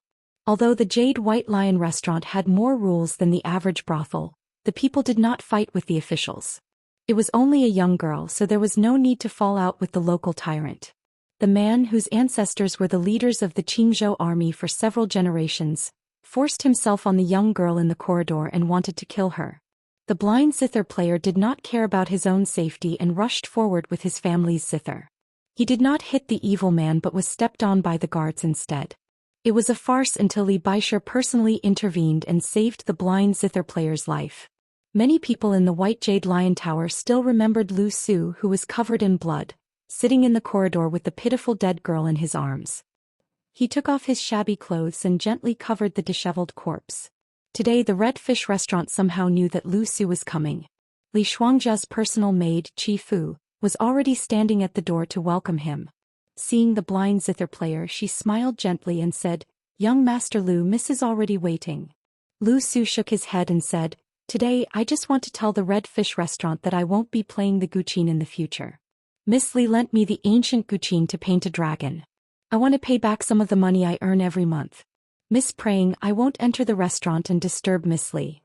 The beautiful maidservant, whose status in the White Jade Lion Pavilion was even higher than some of the red plaques, sighed regretfully. She bowed slightly to the blind zither player, and then turned to walk into the courtyard. By the window on the second floor stood a beautiful woman. Chifu was already considered a rare beauty in Xianxia, but compared to the woman upstairs she lost all her color. What was even more inconceivable was that behind the world's most famous courtesan, the Daoist nun Li Shuangjia, was an old man sitting on a yellow pearwood chair with his head lowered. He was tuning in Eru. Li Shuangjia waited until Lu Su's figure disappeared before he turned around and asked submissively, "Old ancestor, do you really not need the lion slave to go to the reeds outside the city to meet the Prince of Bailiang?" The old Eru man with grizzled temples just closed his eyes and listened to the music. Logically speaking, Li Baisher was one of the top 10 courtesans in the brothel before the Rouge Review. She had built up a deep relationship with the aristocrats for more than 10 years, and she was almost married to the leader of the Shilin party, Lu Zhonghui. In these years she had met many poor scholars who were not recognized by their talents, and they were all generous with their money. Some of them were even nobles in the imperial court. It was because of this that Li Baisher's reputation as Jiangnan's double champion came to be. Now that she was on the Rouge Review, she was fully deserving of being the head of the brothel. No one had ever heard of Li Shuangjia being intimate with anyone, and it could even be said that she was still a virgin. How could she let an old man stay in her room? Could it be that Li Baisher was into this? That was a bit too hardcore. Wouldn't the world be shocked if word got out? The old Eru man who was respectfully called Old Ancestor by Li Shuangjia opened his eyes, but he still didn't speak. Knowing that Old Ancestor didn't like him to talk about this topic, Li Baisher changed the question. "Old Ancestor, why do you value a poor boy with a wooden sword so much?" The old man raised his head and glanced at the beautiful woman standing in front of the window, but his eyes didn't carry any emotion and his tone was even colder. "This old man plays chess. When he starts he knows how to end. You're just a flower vase that's pleasing to the eye but not to the heart, so why are you talking nonsense?" The Rouge woman Li Shuangjia, who had been humiliated to the extreme, didn't have any anger. She became more respectful and subconsciously bent her slender waist. As a result, her chest swelled up so much that it almost burst her clothes. Her body was petite and exquisite, and the scenery on her chest was aggressive. Rumor had it that she had a pair of white lotus jade feet. She had learned Taoist bedroom techniques and tantric mandapa, and could make all kinds of mysterious postures on the bed. Therefore there was a charming saying of a white jade lion rolling an embroidered ball. This old man bent his finger and plucked a string, saying, Lu Su's chess skills were taught by this old man. This time he came to the Red Fish restaurant to see if this boy would become arrogant once he achieved success. Fortunately, teaching him chess was not in vain. He knew how to leave some loopholes and still kept the guqin you gave him. Originally, this old man's temperament when he first met him was that he wasn't willing to accept other people's kindness and not return it if he could. Whether or not he can set off a storm will depend on his own luck. The most wonderful thing about a chess piece is that even a brilliant chess player doesn't think that it can become the key to victory or defeat. Li Shuangjia lowered her head and said, "Old Ancestor's chess skills are naturally the best in the world. The whole world is Old Ancestor's chessboard." The Eru old man turned a deaf ear and said, "That boy Bailiang left the city today, so there's nothing for you to do in Xianxia. Go to the capital." Li Baisher nodded without hesitation and said, "Lion slave only listens to Old Ancestor." The old man silently left the Red Fish restaurant. He was going to a private residence in the northeast corner of Xianxia. Inside there was a puppet girl that he had personally trained. She was 60% similar to the Princess Pei Nanwei and 70% similar in spirit. Now the king of Jing and Shitzi Zhaoheng was keeping her as a mistress in a golden house. Every time he went out to pamper her he would be secretive, afraid that his father king would find out. Zhao Sun thought that his itinerary was flawless, but he didn't know that every time he pampered and trained the girl that he affectionately called Nanwei, there was an old man standing behind the hole in the wall who looked at the two of them as if they were walking corpses. Zhao Sun's personality was cautious.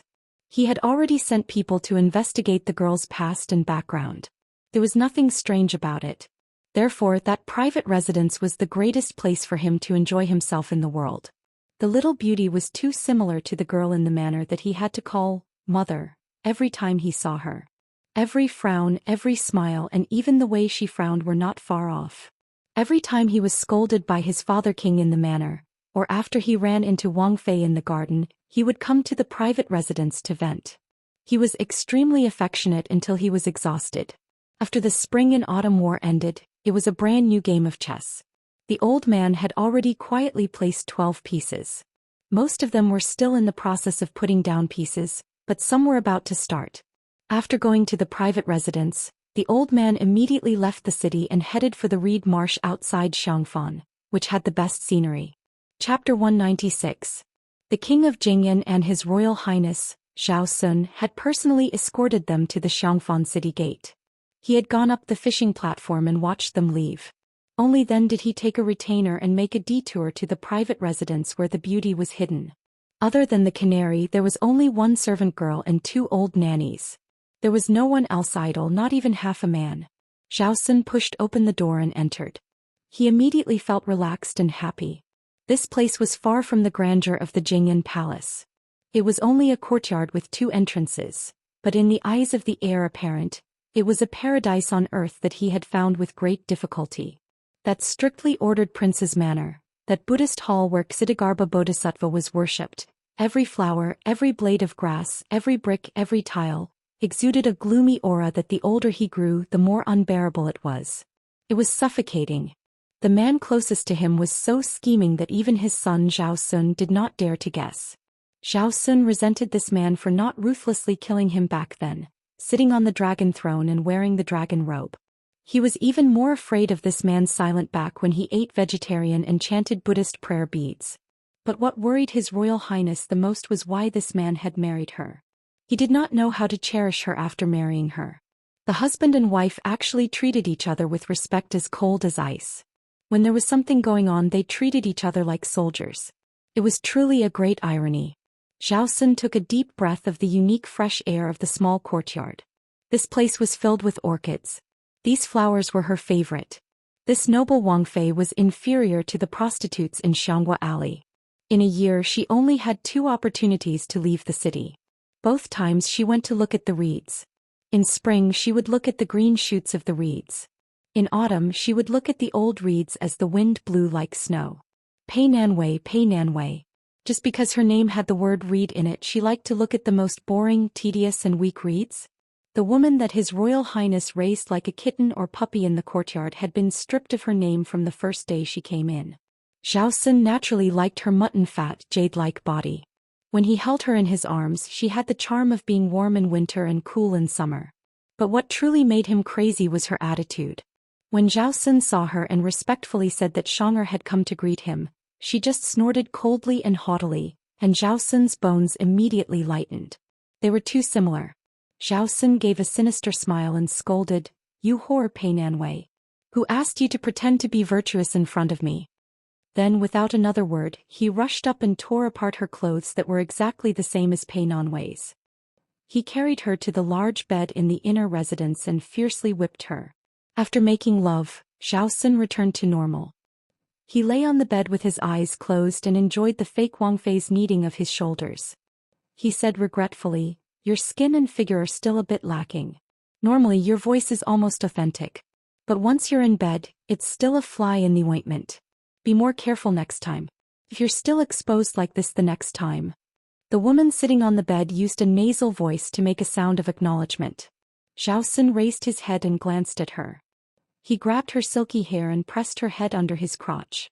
He said darkly and violently, "Good way. I've missed your little mouth so much that I've gone crazy." 2 bodies entwined in pleasure. Zhou Xian put on an outer robe and lay on the sandalwood floor under the eaves of the room. He quietly looked at a string of wind chimes that didn't move even though there was no wind. At this time the king of Jingyan's Shitzi was really like a gentle and kind young master. He was aloof from worldly affairs, harmless, and had a scholarly temperament. The fake Wang Fei knelt beside Zhou Xian and accompanied this madman to look at the wind chimes. In reality, when Zhou Xian was quiet and silent, he was a very amiable young man. She saw that he was in a daze and then had the chance to look at the handsome face that was said to be 90% similar to the king of Jingyan's.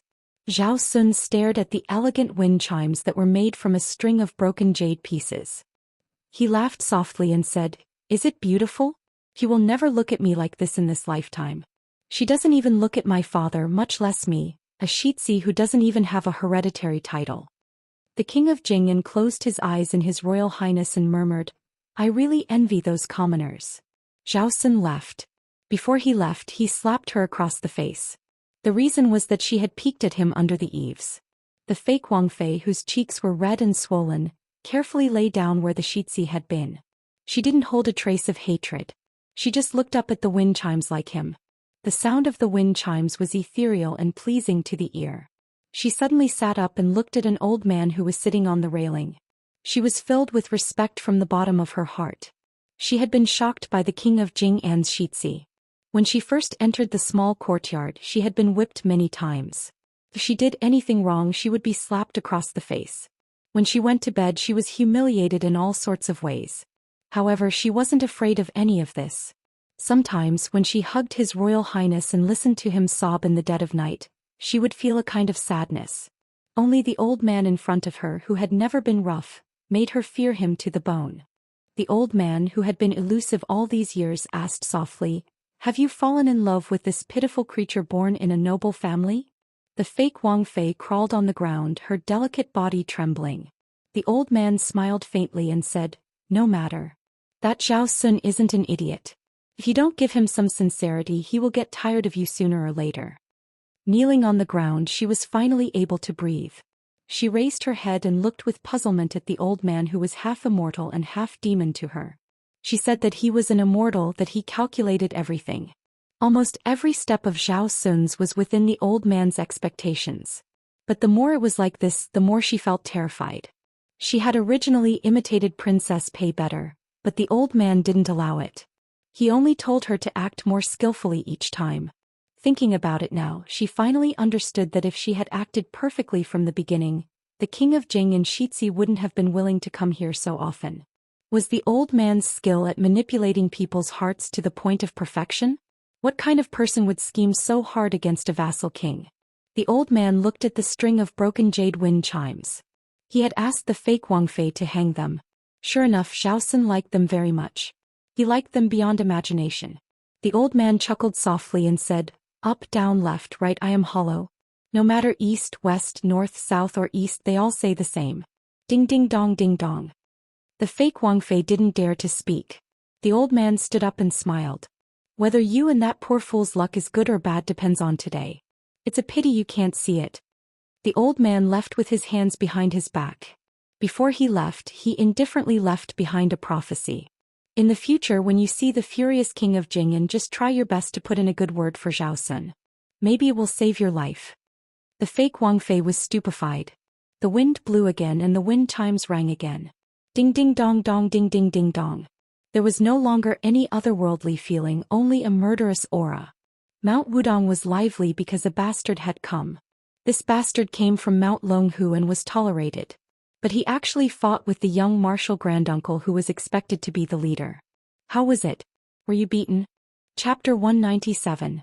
The reed marsh outside Xiangfan City originally did not have the beautiful autumn scenery, but ever since Princess Consort Jinggan fell in love with it, the people of Xiangfan who would come every autumn to chop the reeds for firewood or to make paper pulp automatically disappeared without a trace. Fortunately, Princess Consort Pei had a bodhisattva's heart. Every year she would subsidize the nearby villagers with some silver taels. In addition, with her presence, the scholars in the city commented on the scenic spots of the reed marsh, such as the fragrance of the reeds and the green lake. The memorial archway of the Sky Wave Gate was written by a calligraphy expert 2 years ago. As time went on, he took advantage of the opportunity to let the rich wanderers enjoy the scenery and earned a considerable amount of silver. However, Princess Pei usually only went for a stroll in the spring or autumn to see the snow. This year she clearly came a little earlier. She always left the city with a very small fanfare. Other than her 2 personal maids, there was only a small group of lightly armored guards. King of Jing and Zhao Heng had governed Xiangfan effectively these years. He loved the people like his own children and had a good reputation. In addition, he was known far and wide that this vassal king was a devout believer of Buddhism. Therefore, when Wang Fei left the city, she had never encountered any trouble. From the official road to a small road, there was a lush reed marshes. In the past few years, Wang Fei had always admired the scenery. After she got off the carriage, she would let the guards follow her from a distance. The guards did not dare to disturb Wang Fei's mood. In addition, the reeds were taller than a person. At least Wang Fei did not get off the carriage. but this time it was strange. Not only did she come early, Wang Fei still did not get off the carriage when she reached the fork in the road. Inside the carriage, Princess Pei, who did everything personally in the Fu, personally lit a small incense burner. She sat in a kneeling position, her buttocks on her legs, imperceptibly squeezing out a full curve. The two servant girls in the carriage, even though they were both women, were moved when they saw this scene. Wang Fei especially had a head of unusually soft and beautiful black hair. When the servant girls combed it, they gently held it in their hands and couldn't help but praise it. Wang Fei, who had a gentle personality, would look at herself in the bronze mirror and smile gently. When the servant girls occasionally washed Wang Fei's white lotus jade feet after she was tired from studying, their hearts would beat faster and they would sigh that Wang Fei was really too beautiful. Princess Pei held a letter in her hand. Before she left the Fu, King of Jing and Zhou Xian had given it to her. He said that it was best to personally hand it to the Bailiang Shitsi at the reed marshes. Otherwise she would not have come to the reed marshes so early. Princess Pei held the letter that had not been carefully sealed, as if she was hesitating whether or not she should take out the letter. When it came to King of Jing and Zhou Xian, there was no one in the world who understood him better than she did. He did not say anything and he did nothing. He left things for others to guess. His Royal Highness, Zhao Sun's eccentric personality had been forced out by his father. As for Zhao Sun's unconventional and covert gaze, how could Princess Pei, who was no longer an ignorant young girl, not know about it? That child most likely hated her a little more. Although when he entered Princess Jing An's service, Zhao Sun's birth mother at the time had died of an illness for unknown reasons. This debt, no matter how clear Pei Nanwei's conscience was, would be on her head. Therefore, all these years, when faced with Zhao Sun's unconventional and complicated gaze, she had never exposed him, never reprimanded him, and never said anything in front of the King of Jing. And Zhao Xian placed great importance on maintaining his health. When the King of Jing died, Zhao Sun would inherit the title of Marquis of Jing'an. No matter what, it would still be 20 years later. Presumably at that time Zhao Sun, who had been demoted to Marquis of Jing, and by law, would not have any thoughts about her old and faded self. Other than the secret letter in Pei Nanwei's hand, there was also a sandalwood box with prayer beads by her leg. She liked the carvings on the sandalwood box very much. The box had never been opened because she knew that the more she cared about something, the more Zhao Xian hated it. Also, this sandalwood box had been given to her as a thorn in Zhao Xian's side. She was afraid that if she opened it and he found out, the prayer beads and the sandalwood box would both be gone. Princess Pei said in a gentle voice, "Go down and see if Bailiang and His Royal Highness are near." The two servant girls, who had to report to the King of Jing and what Wang Fei ate 3 meals a day, withdrew and slowly lifted their skirts to get off the carriage. Princess Pei took out the secret letter with 2 fingers. It was the King of Jing An's personal handwriting. Sending nephew 1,000 li. Princess Pei furrowed her brow and muttered, "The meaning is that even if you send him 1,000 li, he still has to part in the end? He's not going to personally send him off?" Princess Pei shook her head as though she felt that she didn't understand the meaning of these words. After Zhao Xian had failed to seize power in the palace, he didn't have a high opinion of the top nobility in the court and was even ridiculed by Su Shao and the other powerful vassals. But she knew that this was a man with great ambition. If he didn't hate the humiliation he had suffered in the past, if he didn't want to return to that city and that palace, then this vassal king who was as ambitious as the reeds outside the window, when Shitsi Zhao Sun was beaten, he had to personally come and ask for forgiveness. This was already a great endurance. It was really a broken jar. Once again he lowered himself to express his feelings of parting with a junior. Pei Nanwei couldn't help but think of the words he had said with a smile as he stood at the top of the steps when they left the Fu. This king has a clear conscience. We are fated to be husband and wife, and I have already prayed for you 1,000,000 times. Chapter 198. Pei Nanwei put the secret letter back into the envelope and lowered her head to look at the sandalwood box. She pulled aside the curtain and saw that the servant girls were still waiting on the road. She unconsciously reached out to touch the sandalwood box, but as soon as she touched it, she suddenly retracted her hand as if she had been scalded. This Wang Fei was vexed, and in a fit of pique, she fiercely grabbed the sandalwood box and threw it against the inner wall of the carriage. The sandalwood box fell to the ground and a string of simple prayer beads rolled out. Pei Nanwei did not believe in Buddhism, nor did she believe in Elder Huang's teachings. It was just that she was born in a noble family and had seen and learned a lot in Jing'an Palace. She was satisfied with this string of Paluo beads that had the reputation of crown prince in the Central Plains. It was love at first sight. Women were fickle. She had just thrown away the sandalwood box, and now she picked up the prayer beads with pity in her eyes. Leaning against the wall of the carriage, she held a round ivory crown prince. Pei Nanwei raised her head and looked at it in a daze. In the eyes of the common people, as the princess consort, Qingzhou was hers, Xiangfan was hers, and the reeds outside the window were hers. They all said it was hers, but what was the truth? Just like how the common people would never know about the intrigue in the imperial palace, all of this was not hers. Pei Nanwei thought of her carefree childhood. She thought of the grandeur when she first entered the Wangfu. She thought of the cold face of the first Wangfei. She thought of the gloominess that Zhao Sun had learned from Zhao Heng. She thought of the absurdity when she left the inn by Shouyang Lake. When she heard the rumbling of horse hooves, she finally thought of the secret letter. She remembered the parting words of the king of Jing'an, who had helped her grow old together like an elegiac couplet. Pei Nanwei was frightened and threw away the prayer beads. Her face was like a patch of bleak snow-white reeds in autumn. How was this sending her 1,000 li? It was clearly sending her to the Yellow Springs. A young man was lying on the railing at the top of the memorial archway for Tianbo Kai Jing. The breeze stirred up the reeds and gently blew the hair on his temples. He was in a very leisurely mood. He believed himself to be a very optimistic young man, never complaining about the heavens or blaming others.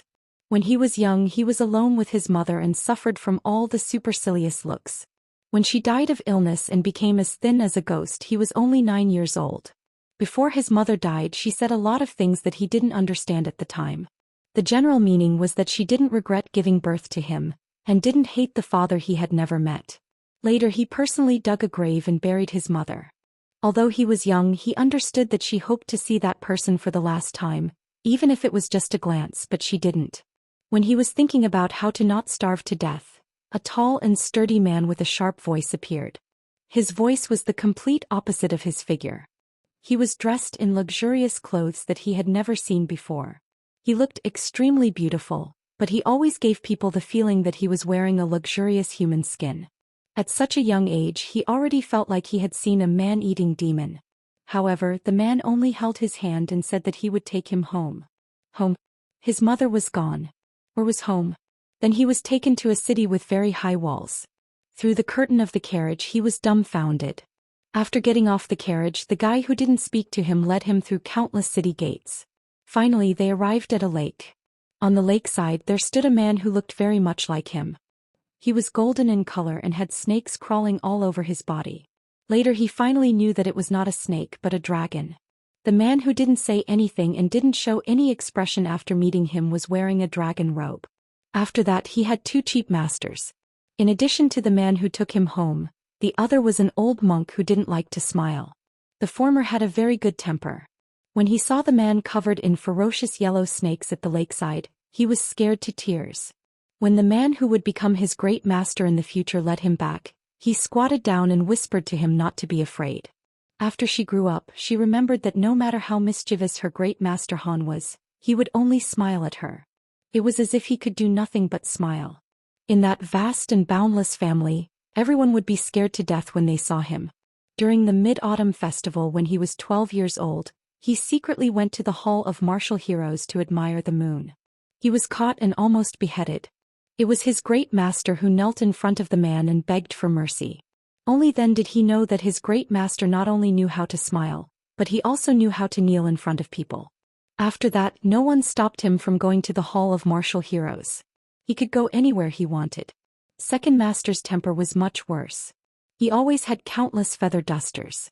He talked to him about Buddhism and said that he would be beaten if he lost. He clearly said that he would be beaten if he won. However, there was one time when he touched Second Master's bald head while he was in a daze. Second Master didn't get angry. In fact, before he turned 20, the truth had already been revealed. However, he didn't want to fight over this and that. Besides, even if he fought, he might not be able to win. So what if his biological father was that person? He was tired of staying in that family where everyone was outwardly united but inwardly divided. In addition, he didn't like that naughty girl Suizhu. They fought and scolded each other every 2 to 3 days. So he simply went to Xianxia Academy to enjoy himself. Among the women in the world, he only liked those who were ugly but very attractive. His mother was like that. Even though she was terminally ill and didn't look good, her eyes still made him feel the most intimate. Finally, he had a chance to see the girl with a bad temper. He climbed over the wall and entered the small building. As expected, he was stabbed by a sword. Later, he had no choice but to agree to 10 rounds on the lake. If he lost, he lost. Who said that men must win over women? He was very happy to serve his wife for the rest of his life. He wanted her to be comfortable and happy for the rest of her life, without the slightest ripple. Unfortunately, every time he secretly went to her place to feed the chickens and ducks, he couldn't escape being chased away by the sword. He didn't care. After all, she was his wife. Wasn't it natural for her to be petty and throw a tantrum with her husband? At the feet of this optimistic young man stood 4 talisman generals in red armor. The water armor had already been broken by an old god of swords who had returned to Jianghu. Although his heart ached, he endured it because the old god of swords was working hard for his brother-in-law. He didn't even mind leaving a water armor talisman armor behind. Since he had more or less done his duty, it was time to get down to business. The main reason he sneaked out of the academy this time was to deliver a message to the king of Jing in Zhaoheng. The meaning was that the inheritance had nothing to do with Zhaoheng. However, as long as he was willing to help, the Bailiang's share would be given to him. The king of Jing'an was a very smart man. In the past, he didn't have enough courage. This time he learned to be smart. Once he made a move, he made a big move. The young man sat up and hung his feet on the archway. He looked over and finally saw the dust on the official road. He smiled and said, "Brother-in-law, don't blame your future brother-in-law for not being loyal. You must know that the feng shui of this place is excellent." Chapter 199. A green-robed traveler came from the southwest, carrying a thin bamboo pole on his shoulder. After a while, he took down the pole to stir the reeds. He was reciting a folk song, "I'm here to patrol the mountains on behalf of the king, and if I see a girl, I'll go to the stockade together." He repeated the song a few times and even jumped a few times. He did not see the scene he wanted to see and was bored to death. He picked up the pole again and asked without turning his head, "Do you think I can block Li Chuangong's sword on the river?" There was no reply. He was not discouraged and continued to say, "At that time I thought the old god of swords had broken and then stood up again, stepping into the realm of earth immortal in one fell swoop. Only after I left the martial arts evaluation did I realize that it was just a coincidence of the right time, place and people. It was nothing special. When you and I came out of the sword tomb, my sword and yours both touched the threshold of sword immortal. What do you think are our chances of winning against the old senior this time?" There was still no sound behind the green-robed traveler who did not have a sword and only had a bamboo pole. Or rather, there was only the endless sound of the wind blowing the reeds. It was this thin green-robed traveler who flipped the big boat at the gate of hell with his pole. He came and went in a carefree manner with a small boat under his feet. In the well-informed Wulin world, he had been talked about enthusiastically. The old god of swords had just returned and the new sword crown of the Wu family had come to challenge him. No matter how one looked at it, it was very amusing. Recently, he had earned countless pounds of saliva from the people of Jianghu. However, the low-level Jianghu heroes and heroes of the forest were only shocked by this swordsman's invincibility all the way to the south. Some people were already inquiring about who was qualified to be Wu Liuding's sword attendant. However, the sword tomb of the Wu family was a strange place that did not leak anything. They could only vaguely know that the sword attendant of this generation's sword crown Wu Liuding was even more outstanding than the previous generation. To become a sword attendant of the sword tomb, it was needless to say that he was loyal and devoted to the sword master. He was destined to never serve another master. All the sword attendants were chosen by the older generation of swordsmen to be the direct descendants of the Wu family. They grew up together, learned the sword and picked the sword together. Every generation of the sword tomb had dozens of pairs of sword masters and sword attendants. Only by becoming a sword crown swordsman could they represent the sword tomb of the Wu family. The new sword crown's strength was unquestionable. The sword attendants who were naturally shrouded in a tragic aura were even more curious. In addition, in this tomb where countless sword geniuses were buried, there was a tradition that the sword attendants were stronger than the sword master. Who knew what kind of tyrannical sword technique Wu Liuding's mysterious sword attendant practiced? Thus, those hidden powers who did not like the sword tomb and thought that they were the only family in the world had to think carefully before they could guarantee that nothing would go wrong. They did not dare to rashly seize the edge of the sword tomb. The sword master practiced the sword of the king, and the sword attendants practiced the tyrannical sword technique. This was a written rule engraved on the sword steel of the sword tomb's ancestors. In terms of killing with the sword, there was no swordsman more powerful than the sword attendants of the Wu family. The green-robed Wu Liuding sighed with emotion. The two of us are a perfect match. When I was young, I was unwilling to follow my grandfather to learn the art of outer king and inner sage.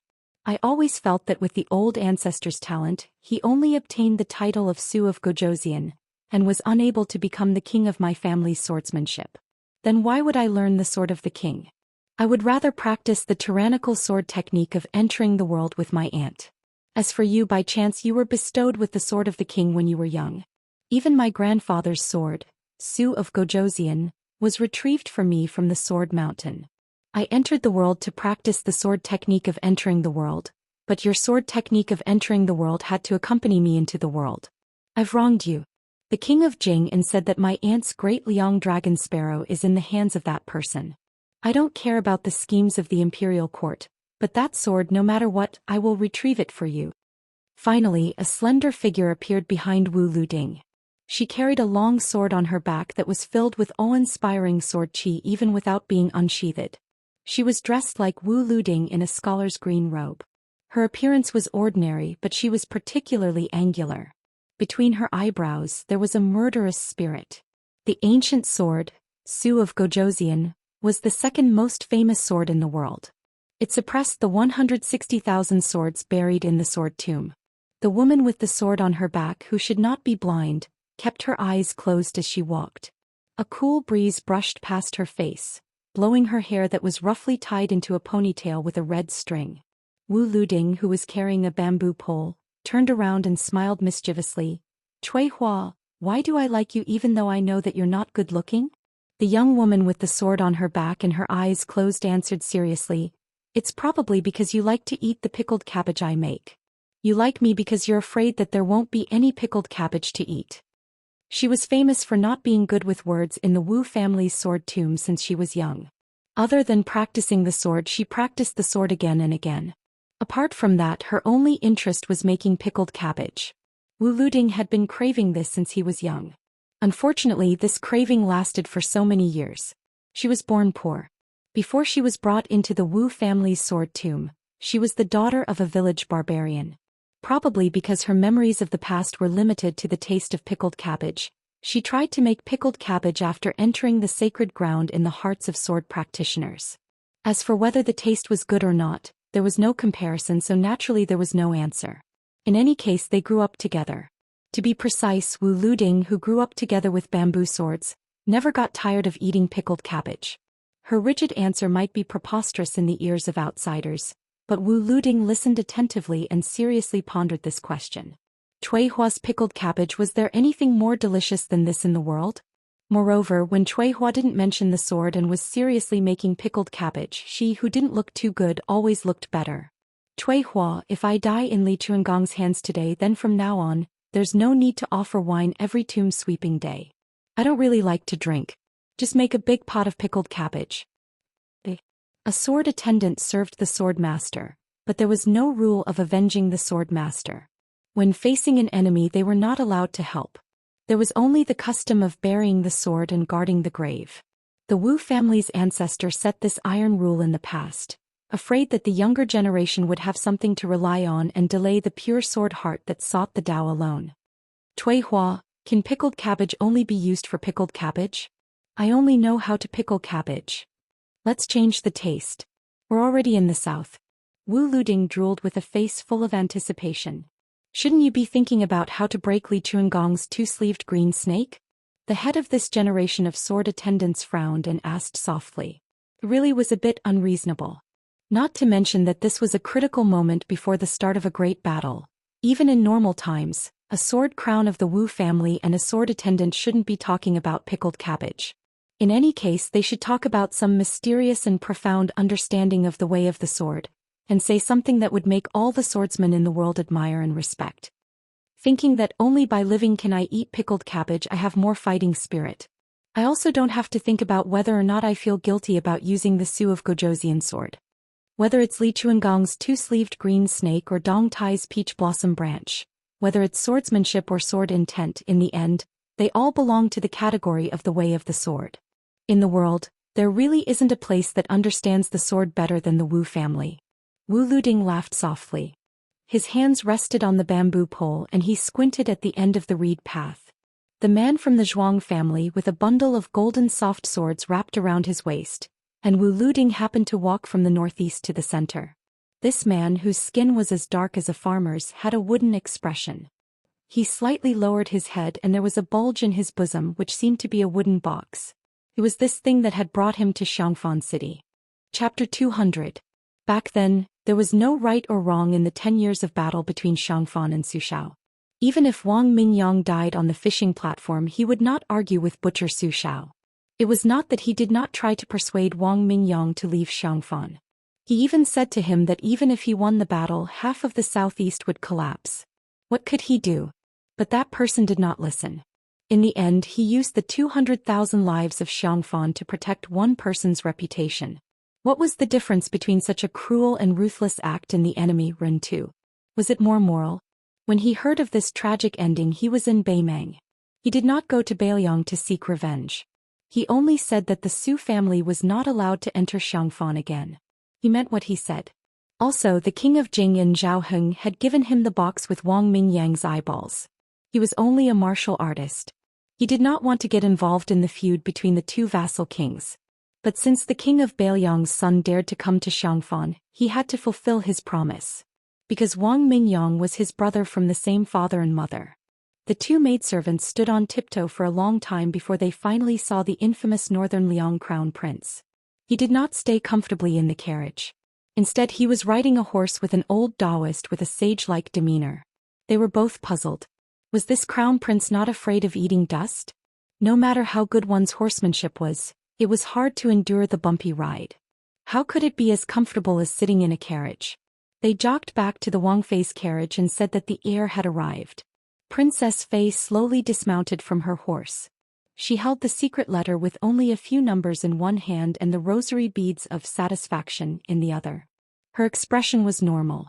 She was still that rich lady who stood out even in the noble city. She stood gracefully beside the carriage and looked at the young lecher who she didn't know whether to be hateful, funny, or pitiful as he approached. For some reason her palms were sweating. Su Fengnian had already seen the carriages at the entrance of the reed marsh. When they were still some distance away, he asked softly with a serious expression, "Grandpa Wei, you even used the peachwood sword. Is it enough?"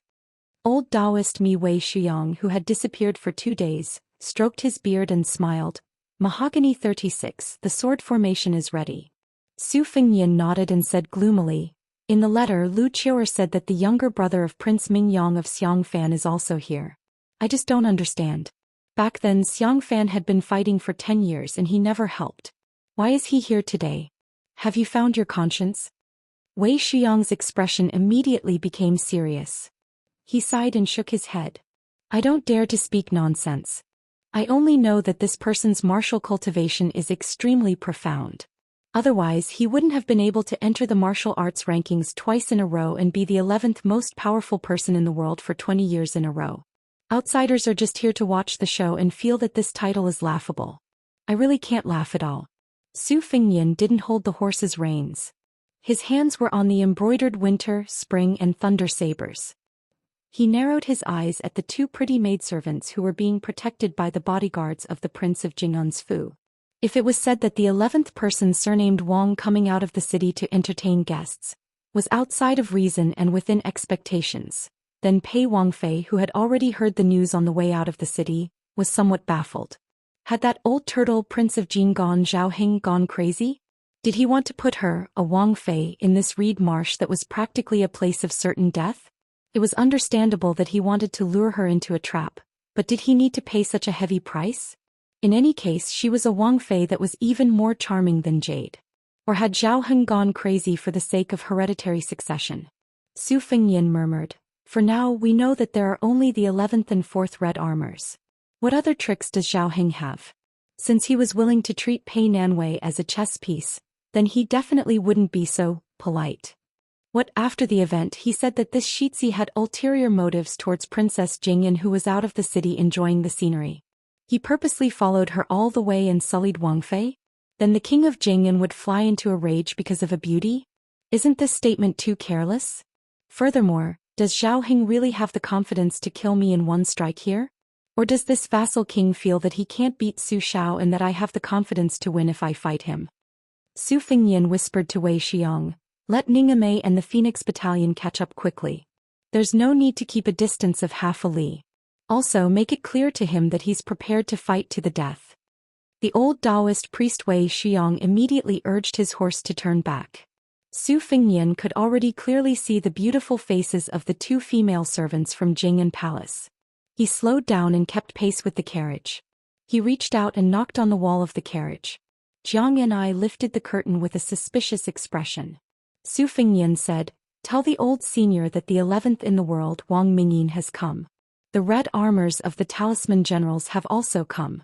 Perhaps there are still some powerful hidden experts." Jiang and I expressionlessly made a no sound. "Be careful, don't get off the carriage. Today is not a good day for you to see a joke." After saying this, Su Fengnian squeezed the horse's belly. Under the personal escort of Lu Qiantang, Yang Qingfeng, and Xu Xiu, the three retainers, they quickly moved forward. When Yu Yue left the city, she had already been arranged to ride in the same carriage as Jiang and I and Li Chungang. When Su Fengnian saw Princess Pei, who seemed to be standing alone in front of the reed marsh, he didn't rush to dismount and exchange pleasantries. His hands pressed on his saber, he only sat high on the horse and looked down silently. Although the two female servants were shocked by this Bailiang, His Royal Highness' handsomeness, they were eager to protect their master.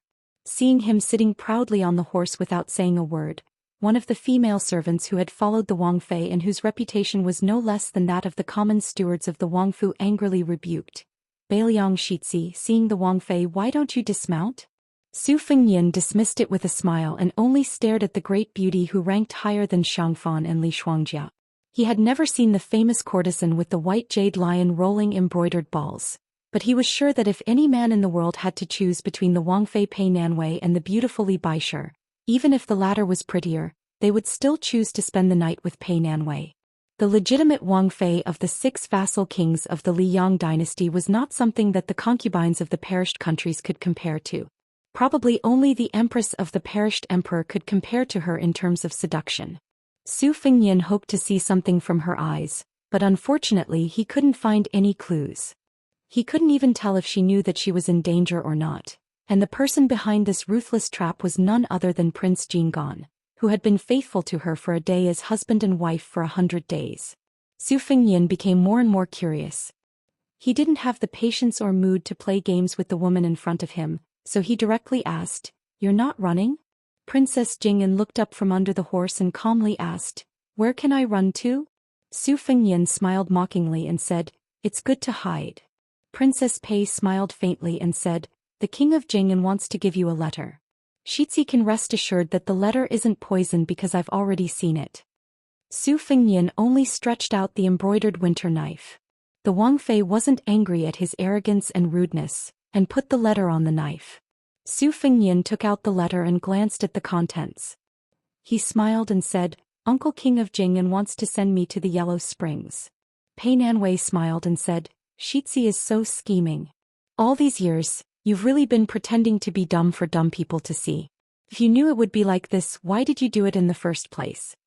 Su Fengnian let go of the embroidered winter knife and stretched out his right hand.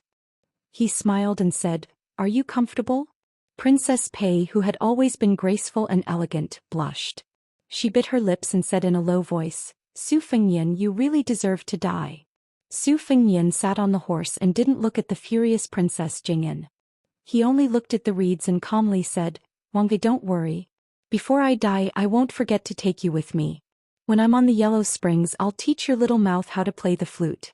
The things that Zhao Sun wants to do but doesn't dare to do, I can do it." P.S. Announcing 2 fan groups enchanting red-robed executive group number 854366605 entry requirements. have a Zongheng account and have 1,000 points. Beacon Rising again stabilizing the country group number. 3182515 entry requirements. Have a Zongheng account and have 5,000 points. Or Zongheng members can join. Chapter 201. Hearing that Su Fengnian had humiliated Princess Jingyan, who was second only to him in Qing province, the two maids and the palace guards were enraged. Although Pei Nanwei and the king of Jingyan had a strange way of interacting in the eyes of outsiders, they were indeed respectful to each other. They were a rarely seen loving couple in the Marquis monarch lineage. The palace servants had heard many stories about the Bailiang heir, but most of them were absurd and hedonistic actions that could not be brought to the table. They were more amused than fearful. Moreover, the king of Jingyan was not a local snake in Qing province, but a legitimate local dragon in yellow robes. Immediately the guards drew their swords in a show of force. A shrewish maid eager to protect her master and claim credit, angrily rebuked Su Fengnian, directly calling him by his name. To their surprise, Su Fengnian only lowered his head to look at the few numbers on the secret letter. Out of the corner of his eye, he glanced at the rosary beads in Princess Pei's hand. Although the master did not make a move, it did not mean that the Bailiang lackeys behind her were deaf and blind. Dongyue Lu Qiantang had a sinister smile on his face. He urged his horse forward and chopped down with his giant sword. Before the bluffing guards could react, the sword had already cut off the head of the maid who did not know the immensity of heaven and earth. The head fell to the ground and rolled several times, mixing with the dust and blood. In particular, the maid's pretty face still retained a vivid expression of shock. In the eyes of others, it was a ghastly sight. Not only were the Jingyan palace guards stunned, even Pei Nanwei was startled. The priceless rosary beads in her hand burned her hand and fell to the ground. She no longer dared to pick them up. After killing in front of Princess Jingyan, Lu Qiantang took advantage of the situation to charge forward. Yang Qingfeng and Zhou Xian were not willing to fall behind. In a flash, everyone except Pei Nanwei was chopped up like vegetables. One of the guards was even split in two by Lu Qiantang's sword. Pei Nanwei turned her head. Her throat moved as she squatted on the ground and retched. Su Fengnian saw that the Jingyan palace guards were so weak that they could not withstand a single blow. He frowned and asked, "Why are these guards so useless? Is the king of Jing in Zhaoheng afraid that you won't die?" Pei Nanwei only cared about vomiting. She really couldn't imagine that the high and mighty Wang Fei would also be in such an indecent state. She really didn't know if Shitzi Zhaosun would still be unable to extricate himself if he saw this scene. Su Fengnian pressed his blade and dismounted from his horse. He walked to Pei Nanwei's side and crouched down to gently pat Princess Jingyan's back. In a quiet voice he asked, "Do you know what Zhao Heng's follow-up plans are?" The trembling Pei Nanwei had her back to Su Fengnian. She used her sleeve to wipe her mouth and smiled coldly, "Even if I knew, why would I tell you? How the king of Jing and Zhao Heng treats me is a family matter. Su Fengnian, who do you think you are? Don't think that you can make me listen to you with just a few words. No matter how cold-blooded Zhao Heng is, he's still better than a bastard like you." Su Fengnian gently stroked Princess Pei's beautiful back. It looked like he was taking advantage of her, but his face was expressionless. His heart was as calm as still water. His tone was gentle and he said with a smile, "Don't you want to live and go back to be Princess Jingyan? Pei Nanwei, you have to know that if I really die, I will definitely drag you down with me. Otherwise, won't I be letting that father and son pair benefit from a crooked beam? I don't mind telling you, if this time Zhao Heng's plan really succeeds, then Shitzi Zhaosun will inherit his position. Even if you can survive under my blade, won't you be on tenterhooks when you go back? Princess Pei, are you really willing to be played by a man like Zhaosun?" Princess Pei slowly stood up and staggered a bit. Su Fengnian wanted to support her, but she fiercely flung his hand away in disgust. Su Fengnian didn't get angry and only bent down to pick up the crown prince's bracelet. With his scoundrel personality, he was even able to pick up the red mud inkstone that Jiang and I had thrown into the lake. Thus, it was reasonable for him to be satisfied with this bracelet. Su Fengnian raised his head to look at the lush green reeds and began to calculate in his mind. The king of Jing and Zhao Heng was currently on the side of the old fox known as the 11th Wang Mingyin. Regardless of whether or not the four red-armored talisman generals belonged to Zhao Heng's strength, they were definitely enemies and not friends. The only difference was whether or not they would attack together with Wang Mingyin. If nothing unexpected happened, Zhao Heng would immediately use the vassal king's tiger talisman and mobilize more than 800 armored cavalry from the eastern outskirts of Xiangfan straight to the reeds. Fortunately, before the battle between the two tigers ended, these troops wouldn't interfere. After all, there were more than 800 people. Zhao Heng didn't dare to guarantee that the king of Jing and didn't have any spies. Right now, they were already in the perfect situation of the mantis stalking the cicada. If someone were to secretly ambush them, then the gains wouldn't make up for the losses. He believed that with Zhao Heng's temperament he was confident that he could kill him in the reeds. Su Fengyan's expression was somewhat grave. Not to mention the 4 retainers including Wei Xiang, behind him were the 100 Bailiang cavalry led by Ningame, as well as the old god of swords Li Chungang. The chess pieces of both sides were wrestling with each other.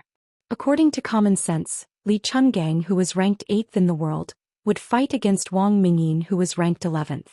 Wei Xiang's group and Ningame's 100 light cavalry would fight against 4 red armored talisman generals. No matter how one looked at it, Su Fengyan would win. Of course, Zhao Heng definitely had a backup plan, but he still had Blue Bird and a group of Bailiang loyalists hiding in the shadows. Where did Zhao Heng's confidence come from to send him to the Yellow Springs? At some point, Princess Pei had taken off her shoes and held them in her hands.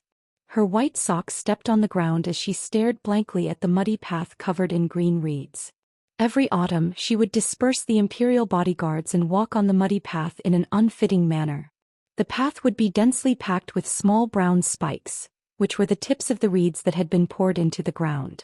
When she took off her shoes and walked on the path, the soles of her feet would hurt. Her skin was whiter than snow, and every time she walked back and forth, the soles of her feet would be dripping with blood. However, Pei Nanwei liked this kind of self-mutilating behavior.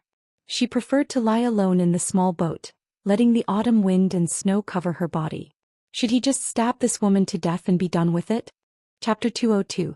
Su Fengyan's eyes were filled with murderous intent. He didn't care who she was. So what if she was Princess Jingyan? Even if a concubine from the palace was in his way, Su Fengyan would kill her without hesitation when it was time to kill. In this world there was a distinction between the noble and the lowly, but whose life was more valuable than his own.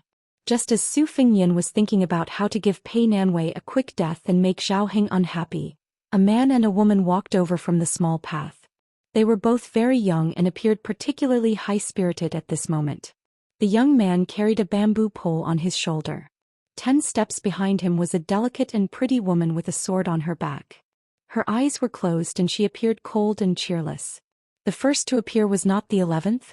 The swordless young man didn't look at Su Fengyan. He smiled and looked at the carriage. In a clear voice he said, "Old Sword God Li, the junior of the Wu family Wu Luding, has come today with the Su of Gojoseon sword. I only ask for a battle." As soon as he finished speaking, the reeds on both sides of the sword crown danced wildly even though there was no wind. It made this future swordsman look like an immortal. Formless sword chi instantly filled the air. Pei Nanwei's body was unsteady. Su Fengyan pulled out Xiudong with one hand to support her. He raised his other hand and placed an extraordinarily handsome green and white spear falcon on his arm.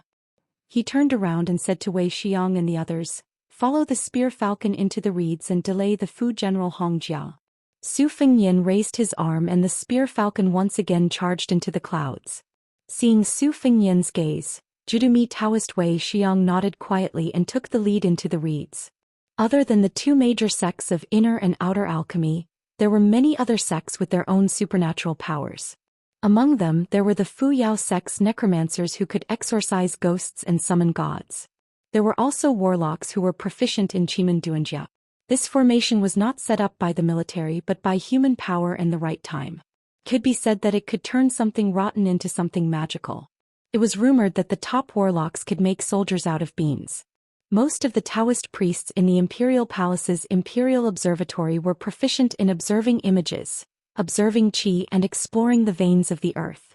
They were known as fortune-tellers who studied the geography. Wei Xiang's martial cultivation was not outstanding. Otherwise, he would not have been struck down by the white-haired old man outside the tide-listening pavilion. However, Wei Xiang was a warlock who was proficient in setting up formations. No matter how ferocious the red armor was, it was still a Taoist divine weapon. Wei Xiang's 36 Heavenly Dipper Peachwood sword formation had a miraculous effect. Moreover, Su Fengyan had spent the past few days studying the cloud patterns on the water armor. He had gained quite a bit of insight. Naturally, those peachwood swords that contain the power of Taoism to slay demons could be targeted. Furthermore, the Daoist ancestors had clearly stated that reed ropes made of reeds could be used to ward off evil spirits. Since ancient times, the Way of Judumi had a spell to hang reed ropes to ward off evil spirits. Moreover, Zhou Xian was originally from the southern borders witch sect. After the battle on the small path in the rain that day, His Royal Highness had asked Yang Qingfeng to make early preparations. Zhao Heng, since you were able to invite the Sword Crown Prince Wu Luding to take the lead, this Shitzi will use Grandfather Wei and the others, who have an innate advantage to break the red armor that lacks water of the 5 elements. Su Fengyan patted Princess Pei's slender waist with his embroidered dagger and said softly, Wang Fei, if you don't want to die, then retreat with me. Pei Nanwei did not make a sound. She could not bear to look at the broken limbs on the ground. She followed Su Fengyan away from the man and woman who had brazenly challenged them. She naturally knew that this vicious and merciless wanderer had a world-shaking old sword god protecting him. Since these people dared to compete with swords, they had the right to appear in the reed marsh today. Presumably they were not some nobody.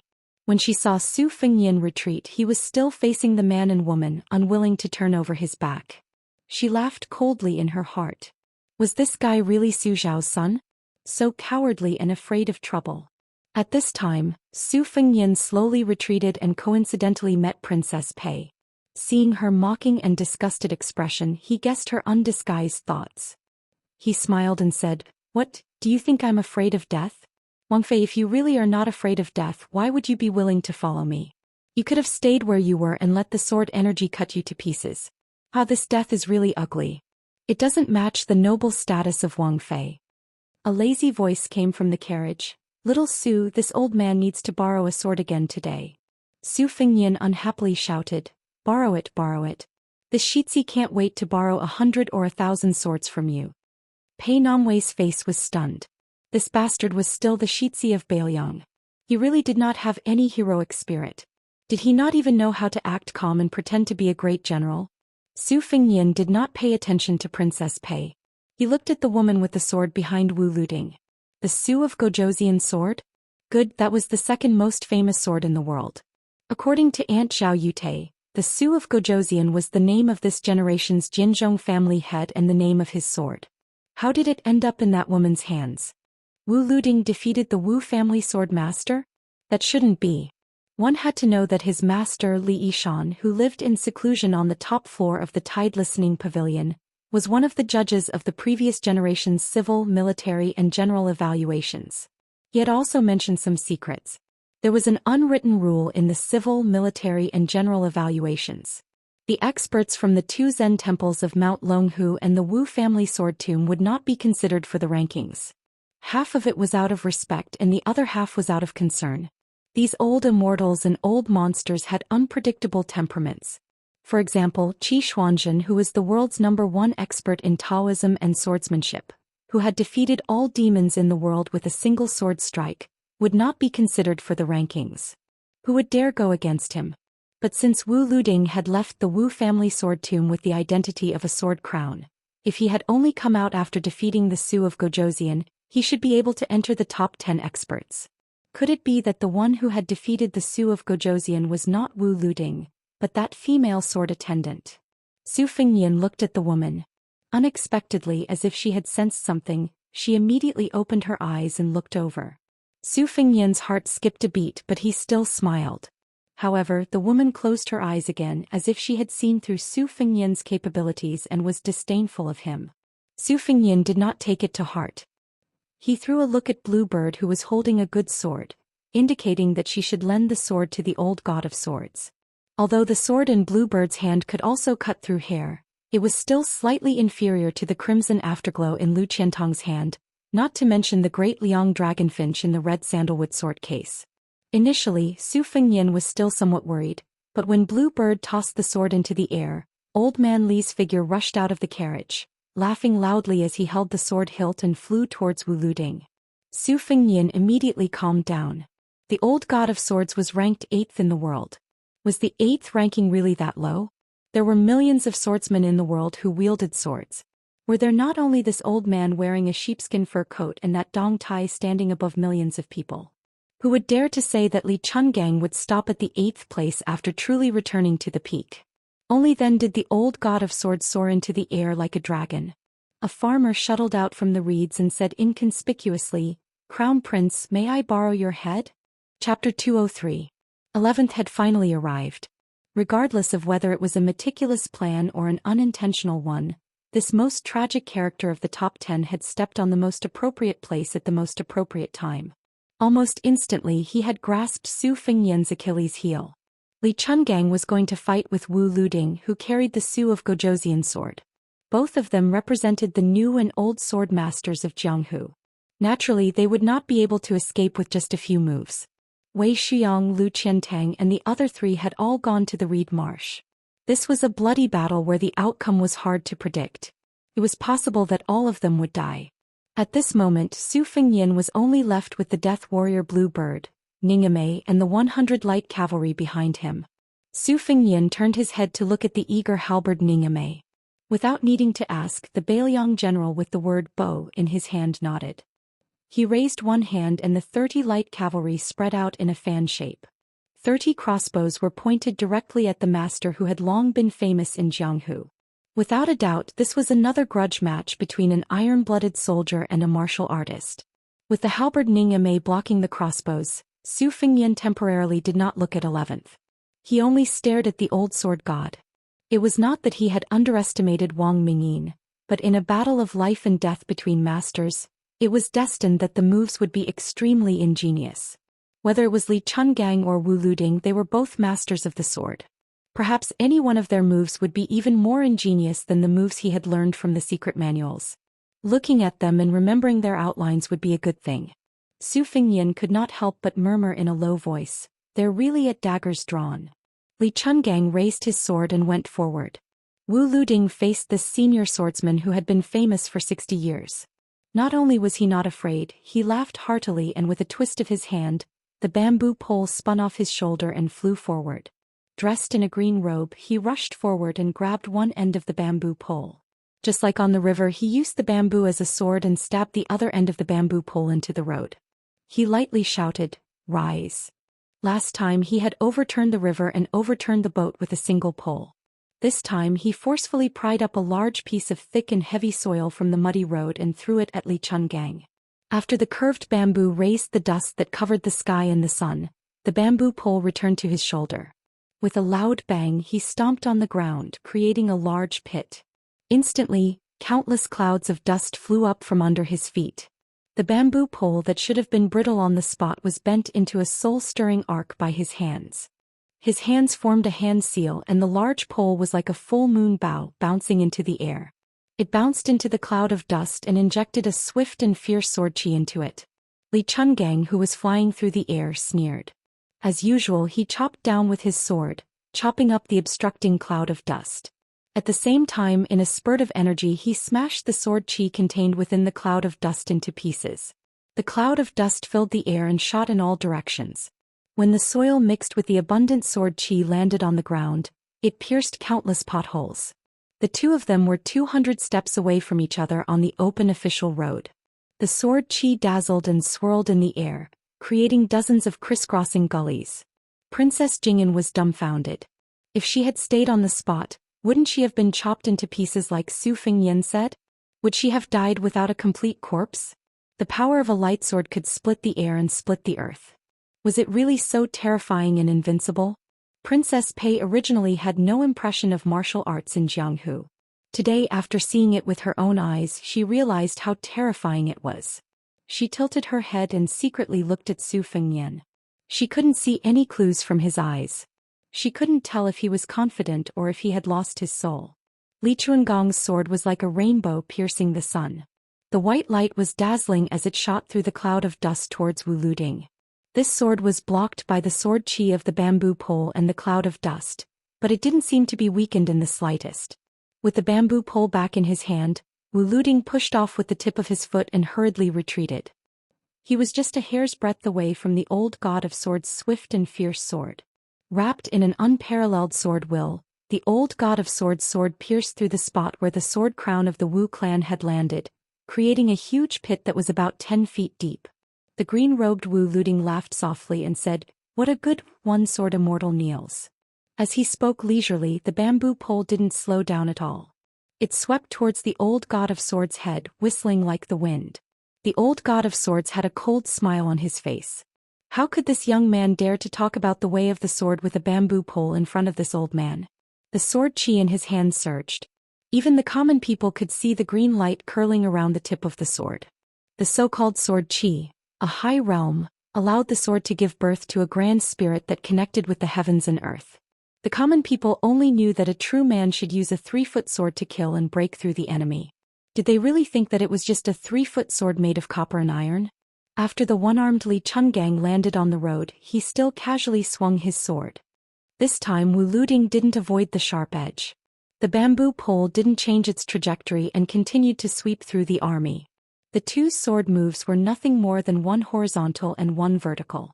The green sword in Li Chuangong's hand clashed head-on with Wu Liuding's bamboo pole, producing a clanging sound that defied common sense and pierced the eardrums. The pitiful Princess Pei covered her ears and screamed, but it was futile.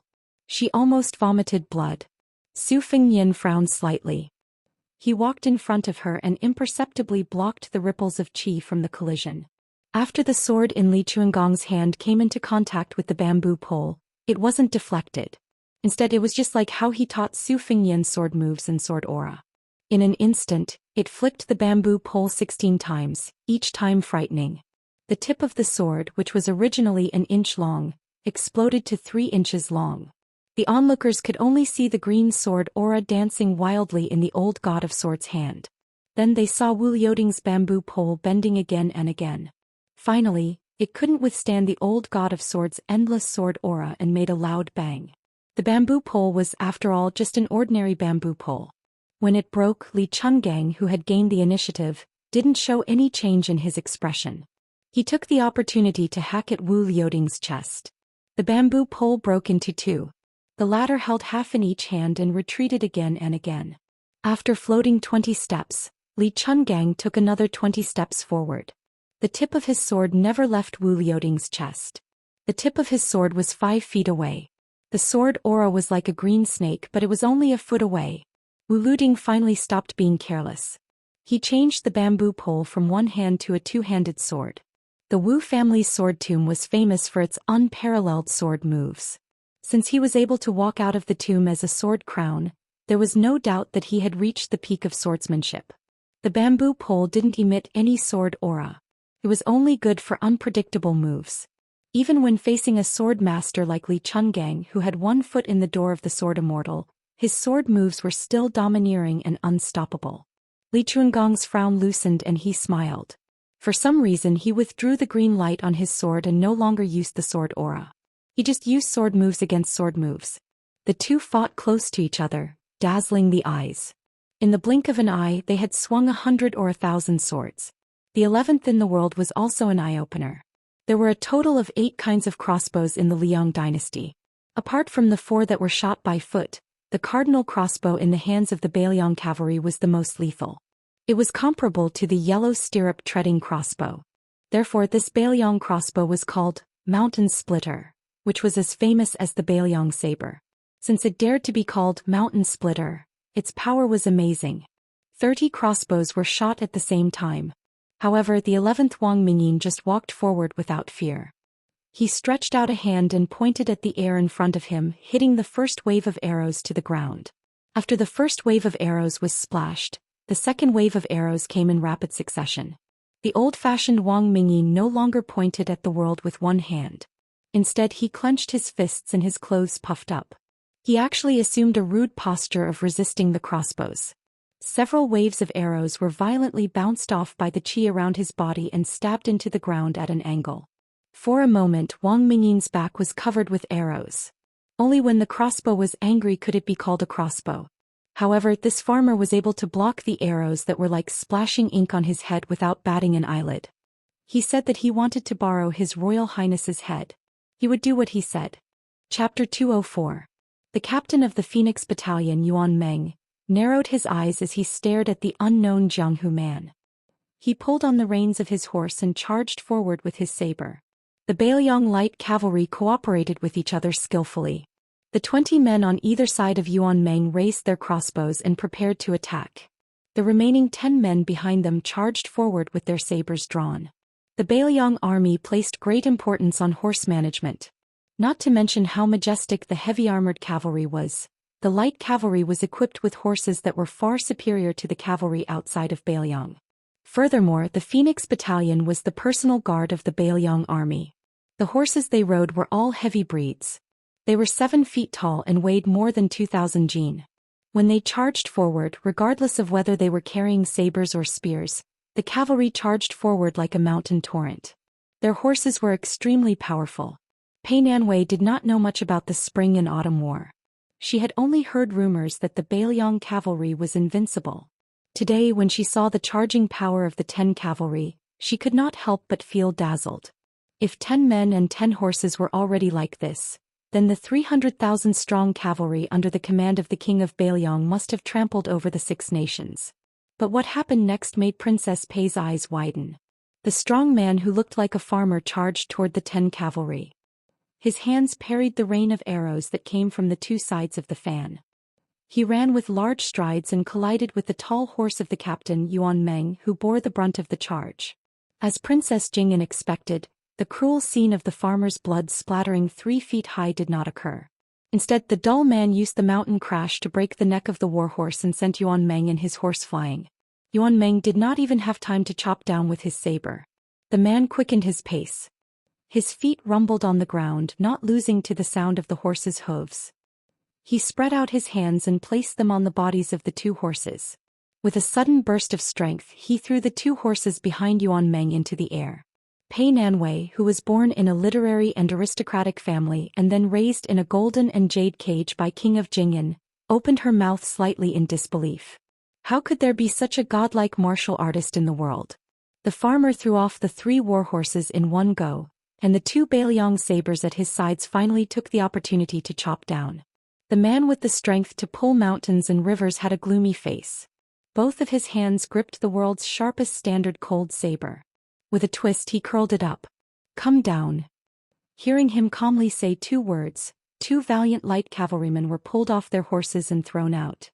The man's horse came to an abrupt halt, raised its hooves high and stomped down heavily. His hands, which were as big as praying mats, retracted at lightning speed. He raised them above his head and grabbed the horse's hooves that weighed 1,000 catties. With a cold snort he tore the horse apart. How much strength would it take to tear a charging warhorse into 2?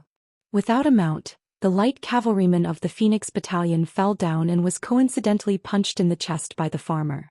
His armor and chest exploded at the same time. He died on the spot, his flesh and blood badly mangled. Following that, the other cavalrymen were easily thrown out by the valiant man. None of them were lucky enough to escape. Pei Nanwei couldn't bear to watch any longer. She subconsciously glanced at the Bailiang heir standing in front of her. His back was still upright. She moved a little and could finally see some of his side profile. However, she didn't see the expected panic. This made Pei Nanwei very disappointed. That man was unstoppable and had even said that he wanted to borrow her head. Was this Su Fingyan really not afraid at all? Pei Nanwei looked at the battlefield again. In just one face-to-face encounter, His Royal Highness' personal cavalry had lost several men. However, what made Princess Pei even more shocked was that even in such a cruel situation, the other light cavalrymen of the Phoenix Battalion were still as upright as His Royal Highness. They turned a blind eye to the bloody scene, especially the burly general with the halberd. He was covered in heavy black armor. Including the armor and the halberd, he weighed more than 400 catties. In the face of defeat, he only sat on his horse and didn't move. What a terrifying heart of stone. Princess Pei felt sorrow in her heart. Were all Bailiang's soldiers so heartless? Great halberd Ningame raised his arm and held his halberd. The tip of the halberd was pointed at the 11th man, Wang Mingyin. Among the 20 cavalrymen, 10 of them continued to silently raise their crossbows while the other 10 continued to charge. The light cavalrymen of the first 10 cavalrymen who hadn't died in battle remounted their horses and got into formation. The heavily injured ones sat on the ground and picked up their crossbows. They were faintly forming a pincer attack. When Bailiang faced an enemy they could only fight to the death. Princess Jing'an looked at the 10 cavalrymen who didn't care about their lives as they urged their horses forward. In the past, when she heard the king of Jing and Zhao Heng talk about it, she didn't understand the bone-chilling coldness in his words. She finally understood the meaning of these words. She asked in a trembling voice, "Can your light cavalrymen block them?" Su Fengnian didn't make a sound. He focused his attention on the battle between Li Chungang and Wu Luding.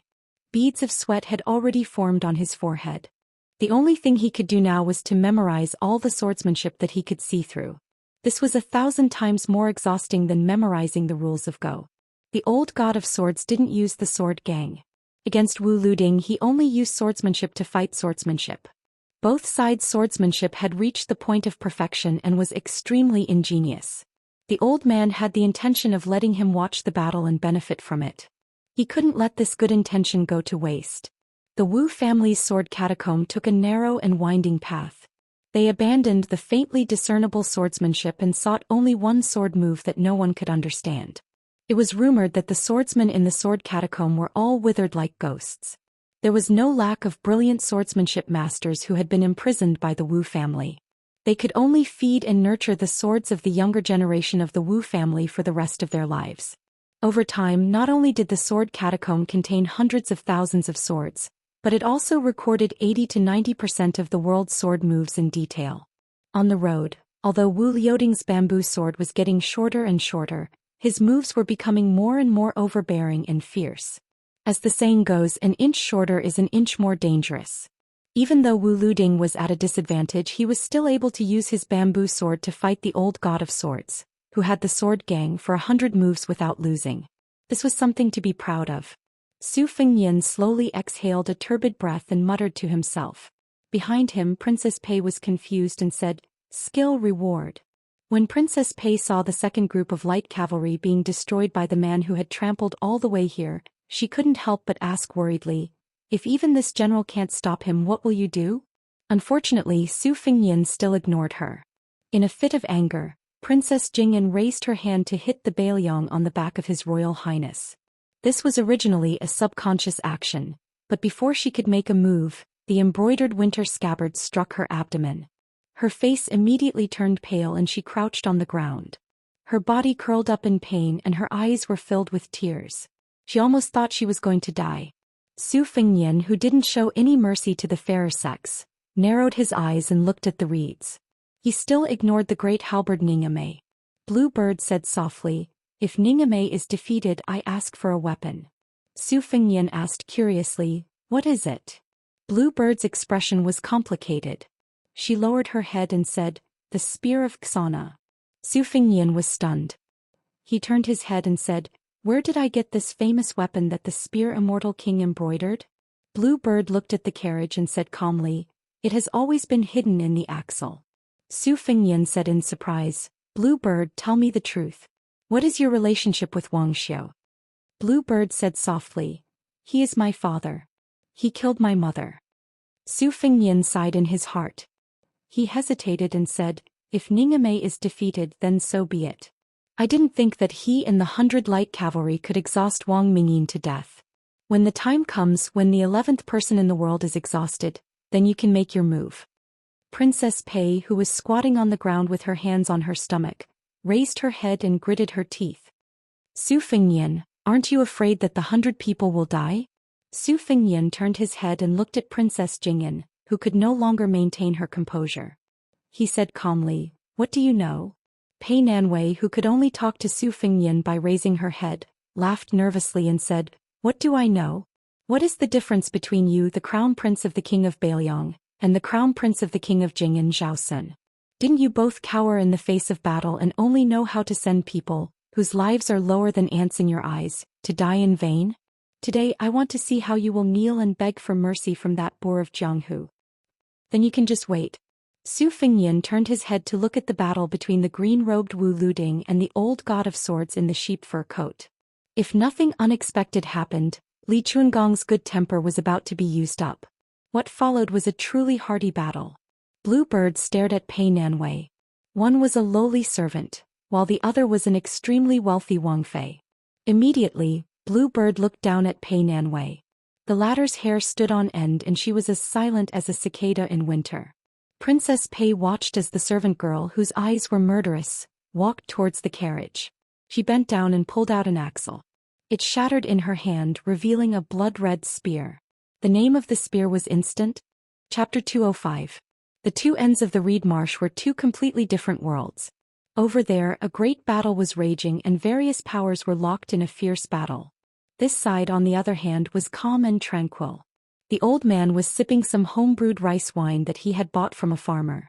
Not far away, a group of young children were whispering to each other. From time to time they would cast curious glances at the old man. To the children who grew up in the reed marsh, the old man looked very much like the old Confucian scholars who usually came out to enjoy the scenery in Xianxia. However, the old scholars who came here with their families to play didn't think much of the wine. They all brought their own delicacies and wine. The old man smiled kindly and waved at a young girl from the cottage owner's family. The little girl walked forward timidly. The old man weighed his old gray money pouch and seemed to be embarrassed. He only poured out a dozen coins and handed them all to the girl, telling her to ask her parents to cook a fresh fish that was caught by the old water crow. Watching the little girl skipping away, the old man smiled and murmured with his yellow hair hanging down his back. He was very happy with himself. Since ancient times, Qingzhou was called Yunmeng Marsh. The villagers in Reed Marsh all raised water crows and ate yellow croaker every day. The old man liked the simple taste of steamed yellow croaker very much. The group of Xianxia scholars went to the faraway place and coveted seafood, sparing hundreds of gold coins to buy it. Even if they stored it with ice cubes along the way, it had already lost its taste. In the old man's eyes, they were the lowest class of diners, not to mention gluttons. Out of the corner of his eye, he glimpsed the little girl in a daze beside the black water tank outside the house.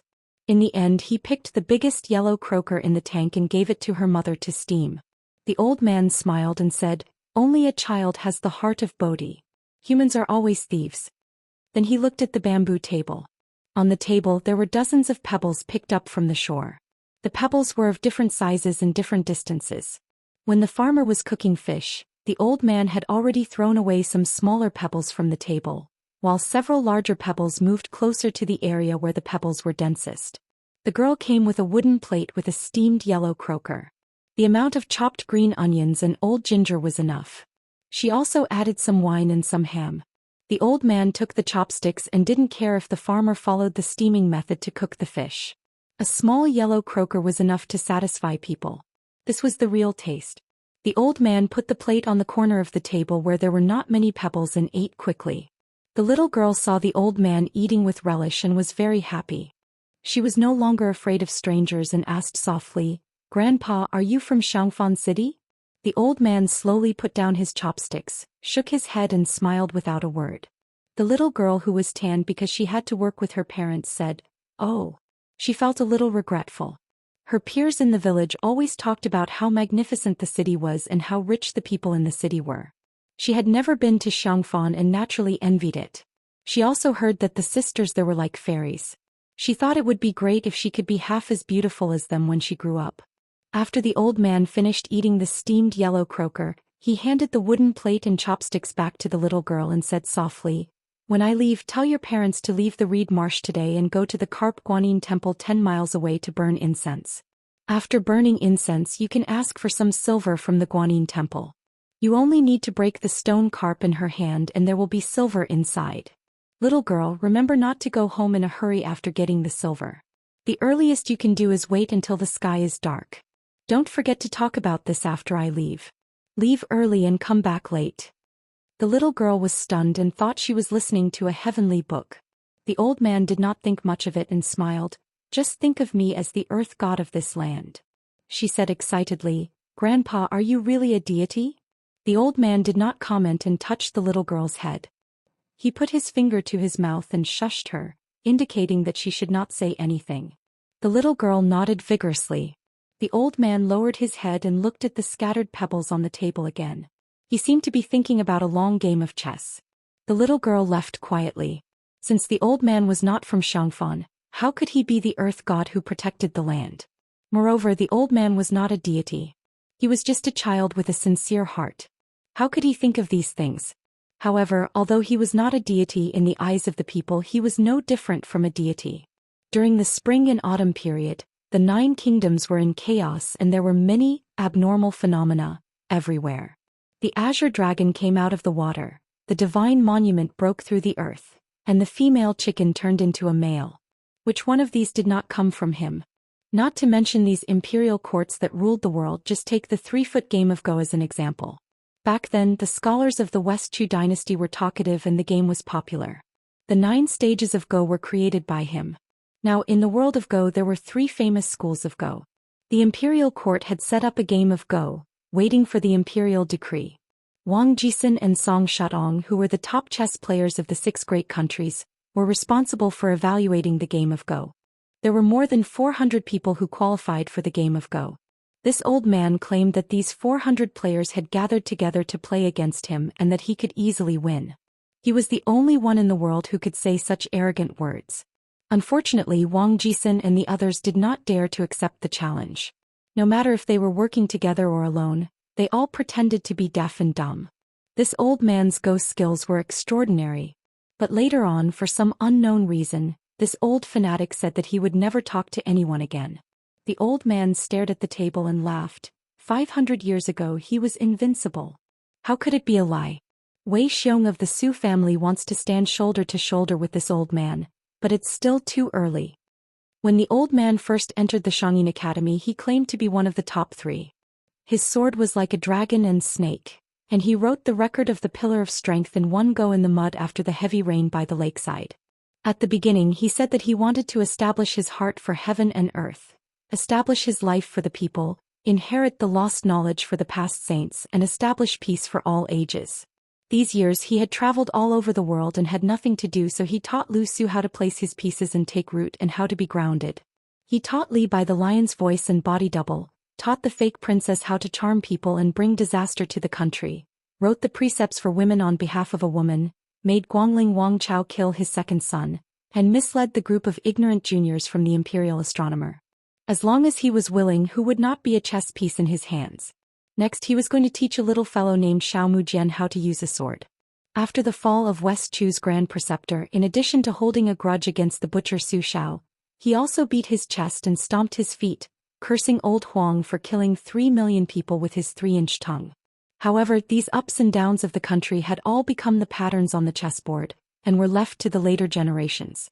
The old man, whose specific age could not be determined, picked up a round cobblestone in the middle of the table. This one, surnamed Xiao, placed his piece in Tianyuan.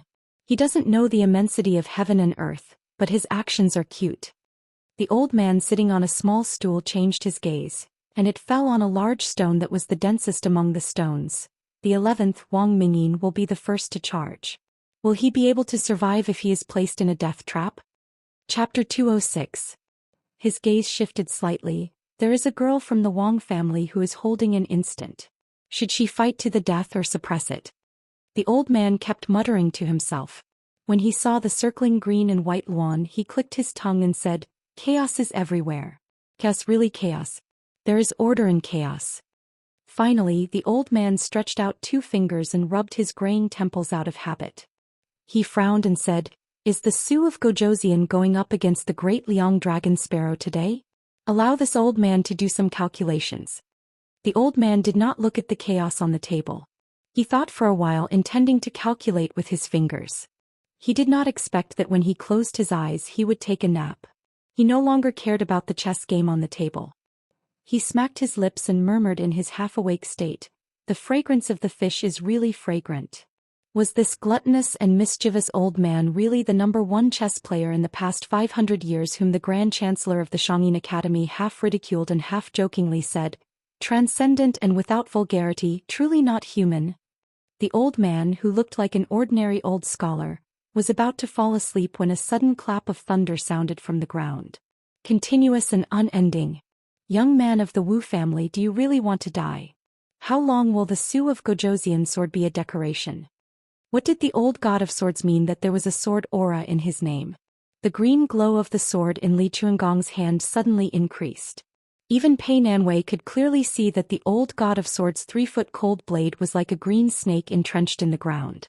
Previously it was only wisps and could not be seen clearly. Now it was as thick as an arm and completely covered the sword itself. The sword lifted and the bamboo pole in Wu Liuding's hand that had been cut like a short dagger was completely crushed into fine powder.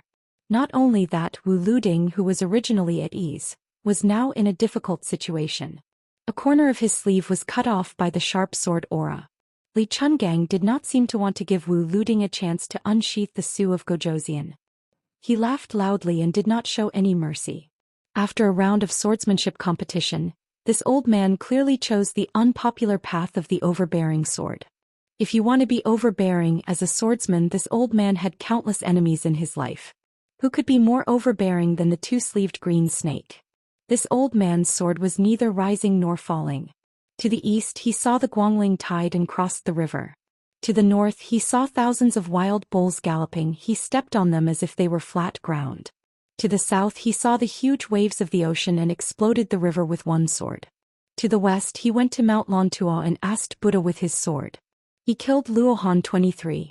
Li Chungang's sword momentum increased again. Was there no end? Could it be that he wanted to enter the realm of the land sword Immortal in one go? Wu Liuding, who did not have a sword in his hand, had already wandered back and forth from the gates of hell several times. The flat road was full of desolation and countless ravines crisscrossed. Behind Wu Liuding, the swordswoman who could be considered as the best swordsman in the sword tomb slowly opened her eyes. The Su of Zhou on her back trembled and made the sound of cicadas. But she knew that when this famous sword was unsheathed and when it was handed over to Wu Liuding, it was very particular. If she was not careful, she would not save people but harm people. Jiang and I heard the sound of thunder outside the carriage and finally could not hold back. She carefully lifted the curtain. When she saw the unparalleled sword aura of Li Chungang in the distance, she only said softly, "Very beautiful words." Yue sat in the corner of the carriage holding the frightened white cat Wu Mainyang.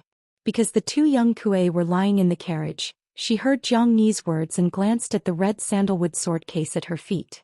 The corner of her mouth revealed a bitter smile. Bluebird asked, "Young master, is the sword crown of the Wu family going to be defeated?" Su Fengyan was only focused on watching the battle. He did not turn around. He shook his head and said, "Defeat is inevitable. This Wu Liuding is too arrogant. If he had pulled out the Su of Zhou from the beginning, it would not be like this.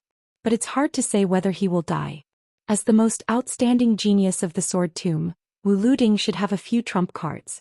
It all depends on whether he can get the Su of Zhou before all his schemes are exhausted. Back then Su Shao said that I was not allowed to hold a blade for 10 years.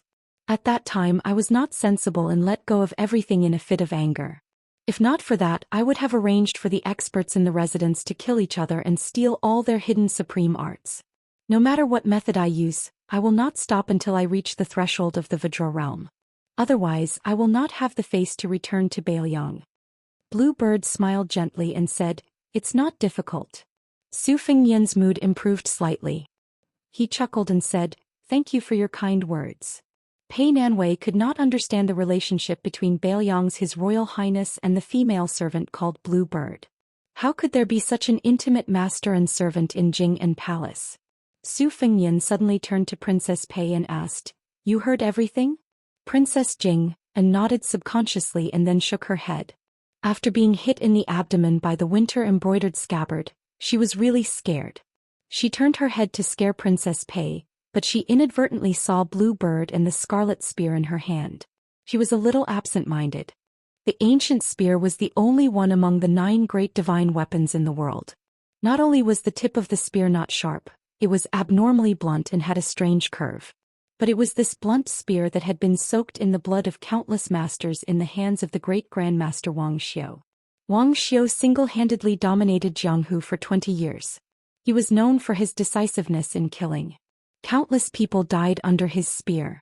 No matter the level of his martial arts, no matter his family background, he would pull out his spear and kill people in anger. Among the 4 great grandmasters, he was the most bloodthirsty and warlike. He would fight to the death to improve his cultivation. Wang Xiu's journey north to Dunhuang was the bloodiest. Every time he killed someone, he would use his spear to pierce through the enemy's head. The first martial arts evaluation said that Wang Xiu stood up at 30 years old. His spear technique was both real and fake. He advanced and retreated quickly. When he was motionless he was like a mountain. When he moved he was like thunder. His vitality was unparalleled in the world. The second martial arts evaluation list said that Wang Xiu had no doubts at 40 years old. He focused on the origin of martial arts and returned to the natural state. He was extremely refined and eventually established his own school of spear techniques. The third time on the list, Wang Xiu was said to be familiar with all kinds of spear techniques. He was so familiar that he forgot his hands and then forgot his spear. He was already a spear immortal. When he saw Blue Bird holding the ancient spear, Su Fengyan felt for the first time in his life that Blue Bird was a death warrior. She was as cold as a dead object. Just as Su Fengyan was in a daze when he saw the instant spear, a figure rushed out from the reeds and shouted, "His Royal Highness, be careful of the earth armor under your feet." Almost at the same time that person warned, the earth under Su Fengyan's feet exploded. A huge monster was about to break out of the ground. Blue Bird's face turned pale. The instant spear in her hand stabbed at the puppet that was sneakily attacking His Royal Highness. "Can I make it in time?" Her eyes lit up. They were dazzling. For some reason, Su Fengyan, who should have been killed in one blow, pulled out his winter embroidery blade. It was as if he had done it intentionally or unintentionally. It was as if he had done it on purpose. One sword immortal kneels. On the path in the rain, Li Chungang had once used an umbrella as a sword to break the water armor of the Talisman General's red armor. Su Fengyan had tried so hard to learn the essence of that sword move. However, at the moment of life and death, he had finally merged it into his winter embroidery blade. Pei Nanwei only saw the dandy prince's beautiful clothes fluttering in the wind as he stabbed down with one hand. It was a natural move. The assassin was forcefully stabbed back into the ground. Chapter 207. The young master who had left the capital and then returned to Shangyin Academy sat on the Tianbo Kaijing Memorial Arch, swinging his legs and holding a thin reed pipe in his mouth. His surname was Zhao, the imperial surname of the Son of Heaven. His given name Kai was given by his mother. It was the Kai of regular script and the Kai of regular tree. At first he thought that his mother wanted him to behave like a regular script, to behave like a person with a square body, to act like a straight brushstroke, to be a role model. Later he entered the palace and went with his great master to worship the ancestors alone. Only then did he know that there was a Kai tree in the Zhao family's mausoleum that was personally planted by the ancestors. Its branches were straight and did not bend. The branches and leaves of the tree were luxuriant, just like the royal family of the Zhao family. However, every time Zhao Kai heard his great master look at the tree and earnestly nag about the honor and disgrace of the Zhao family, he did not feel anything. To him, this home was not as comfortable and safe as the hut he had fled to when he was a child. Thus, his great master, who doted on him very much, could not help but helplessly say that his temperament was too loose. Zhao Kai did not care. If it were not for his lack of ambition, presumably the number of attempts on his life would have been doubled. That man who held the power of the world in his hands had 6 sons and 1 daughter. Including him who did not have a proper title, there were a total of 7 princes. Of those who wanted to kill him and took action there were 2. The rest who did not make a move, mostly harbored ill intentions. The only person Zhao Kai did not dislike was the princess sister who always liked to oppose him. She really was the apple of that man's eye. However, although her temperament was fierce and unreasonable, it was all displayed on the surface. Every time they met, Zhao Kai would always use the fine freckles on the tip of her nose to talk about things. He would always get his way. The number of night pearls that she had thrown and smashed was at least 8. She really was a daughter who did not know how to live her life. Whoever married her would suffer a calamity. He lowered his head to look at the last talisman general red armor under his feet. It was like a divine general that a Daoist immortal master had invited from the heavenly court to the mortal world. It was 3 meters tall with both hands pressed on the hilt of dragon fault, stabbing straight into the ground. This was the golden armor of the talisman general red armors. Among the 5 armors, it was the most firm and indestructible, and its fighting strength was the most vigorous. Especially the dragon fault in its hands, its sword chi was unbridled and majestic. This sword had never been born before. It was the great master who had begged an old sword forger to spend 5 years of painstaking effort to forge it.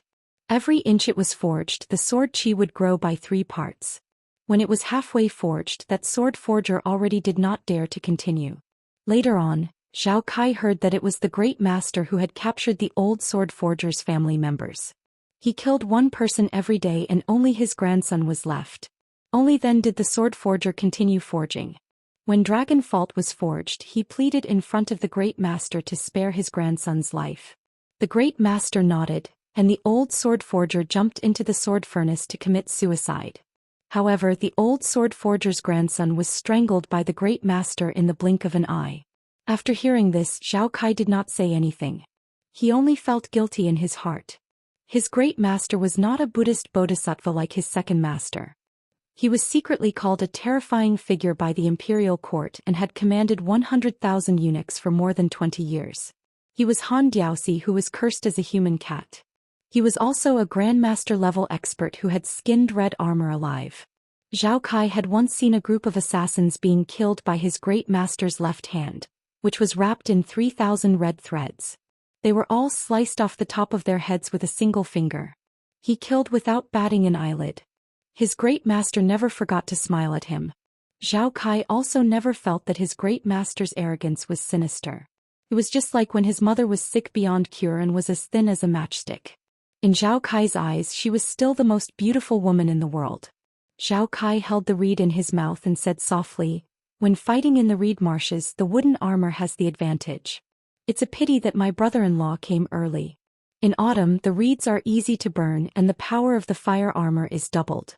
If the water armor was not destroyed by the old god of swords, those Bailiang retainers would not have been able to return. I don't need to send the earth armor to assassinate them secretly. I can just wear the golden armor and crush them openly. Don't you think so, little gold?" The red armor was already a dead man before he put on the armor. Naturally, he did not respond. The corpse in the red armor under Zhao Kai's feet had a particularly sensitive origin. When he was alive, he was one of the few first-grade Vajra realm experts. It was a pity that he met the number 1 finger Xian expert Han Diaosi, and had a miserable end.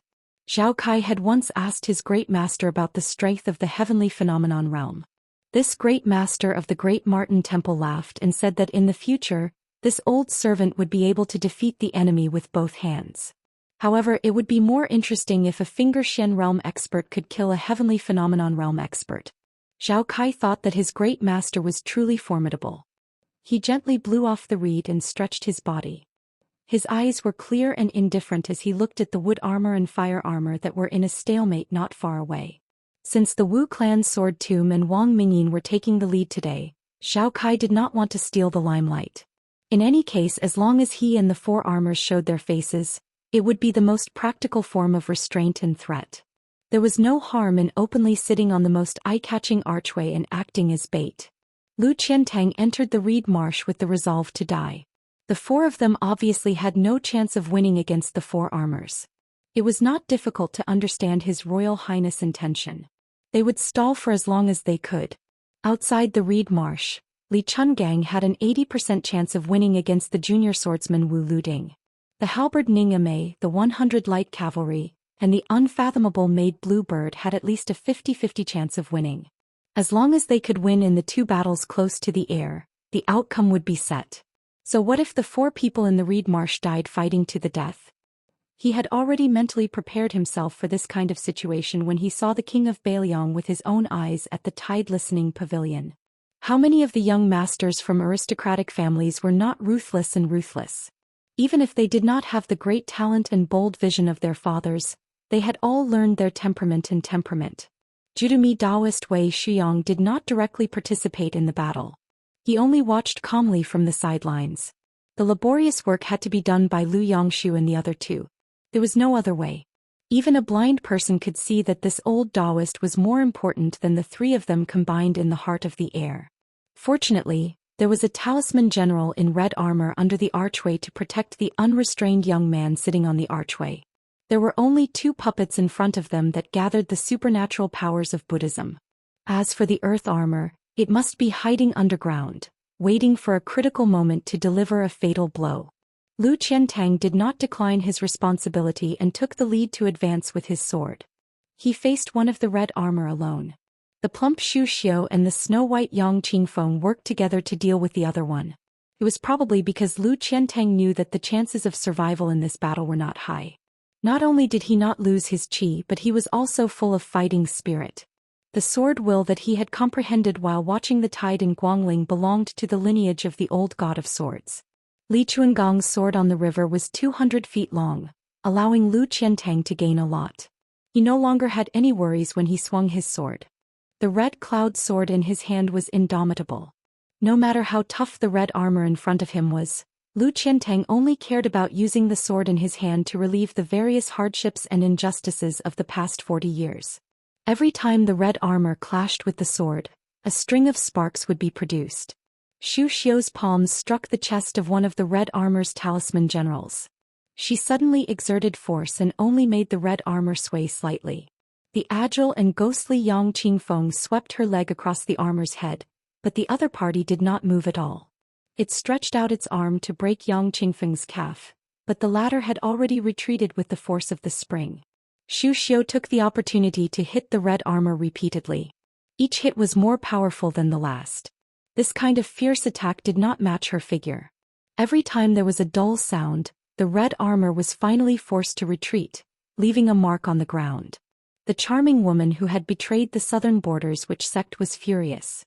She reprimanded, "Yang, you have the nerve to let a woman block in front of you? Which woman did you use all your strength on last night?" After Yang Qingfeng fell to the ground like a fallen leaf, she rushed forward like a leopard in an instant and kicked the red armor's waist. In response to Xu Xiu's ridicule and abuse, she only said softly, "Your mother." Xu Xiu was furious after hearing this, but she could only vent her anger on the red armor in front of her. Her beautiful face showed a trace of ferocity. She put one palm on the red armor's chest and the other palm quickly folded on the back of her hand. She shouted, "Go to hell." Bang!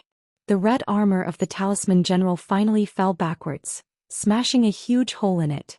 At this place, Xu Xiu and Xu Xiu hurriedly retreated together. Xu Xiu shouted, "Old Taoist Wei."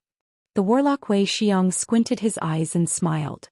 His steps were like moving clouds and flowing water, as if he was stepping on the stars in the sky. His solemn Taoist robe fluttered. Finally he pointed 2 fingers to the sky and put the other hand on his arm. He made a gesture and said, "If you don't step on the stars you won't move. Rise." When Wei Xiong's foot stepped down, 36 peachwood swords broke out of the ground around the red armor who had just risen from the ground and were suspended in the air. Chapter 208. Of course, this wasn't the skill of a sword immortal but a strange Taoist technique. Since Taoism took killing demons as their responsibility, they naturally had their own mysterious skills. With a flip of old Daoist Mi's finger, the 36 swords all pointed downwards towards the red armor on the ground. The old Daoist, who had studied spells for half his life, silently chanted an incantation, and the sword formation rapidly descended. Speaking of which, it was strange that when they were on the small path, other than being broken by Li Chuangong's mysterious dewdrop's finger and the umbrella transforming into tornado, even the horse and LV Qiantong's big sword could not hurt it the slightest bit. Right now, unexpectedly the wooden sword made from the peach tree pierced through the armor one after another, no less than 36 swords, turning the red armor into a hedgehog. Wei Xiong's skills weren't limited to this. Through His Royal Highness's drawing of the cloud patterns on the water armor, he could infer how the red armor operated like qi. The old Taoist bent his finger again and drove the 2 peachwood swords at his waist a few inches deeper into the armor. He said in a deep voice, "Yang Qingfeng, hold these 2 swords and take off the armor." Yang Qingfeng retreated and returned. He grabbed the 2 peachwood swords with both hands and slashed it heavily, directly cutting the red armor in half. The red armor talisman general that was like an undead ferocious chief finally stopped moving. Wei Xiong felt relieved. Seeing that the strange young master on the archway still didn't react, he thought for a moment and said in shock, "Not good. Yang Qingfeng, quickly inform His Highness to be careful of the earth armor." On the archway Zhao Kai frowned and muttered to himself. He sensed it. He lowered his head and laughed. "Little Jean, I didn't expect that Littlewood would be destroyed by that warlock before it could be of any use. Go avenge Littlewood." It was a joke to be a general in Bailiang who didn't dare to charge into battle. From the king of Bailiang Su Shao to the little butcher Qin Jibao to the invincible white bear Yuan Zuozong with a silver spear, who wasn't brave enough to take the lead. Facing the incomparably valiant Wang Mingyin, Ningame dragged his halberd and charged forward. His horse was heavily armored and his halberd was fierce. Under his command, the crossbows behind him continued to shoot without stopping, regardless of whether they would accidentally injure him. Ningame wanted to exhaust this world's best martial artist to death. He urged his horse towards Wang Mingyin, who was striding towards him. Enemies met on a narrow path. Ningame's iron halberd accurately pierced into the man's chest. At the border of Bailiang, countless Beimang enemies were pierced into the air by his halberd. Wang Mingyin's footsteps paused slightly. He stretched out an arm and punched the iron halberd. The halberd trembled. Ningame didn't let go of it, but the tip of the halberd could only stab downwards. Wang Mingyin leapt into the air and kicked Ningame off his horse. Ningame was indeed a fierce general. Wang Mingyin's kick left a huge imprint on his chest armor.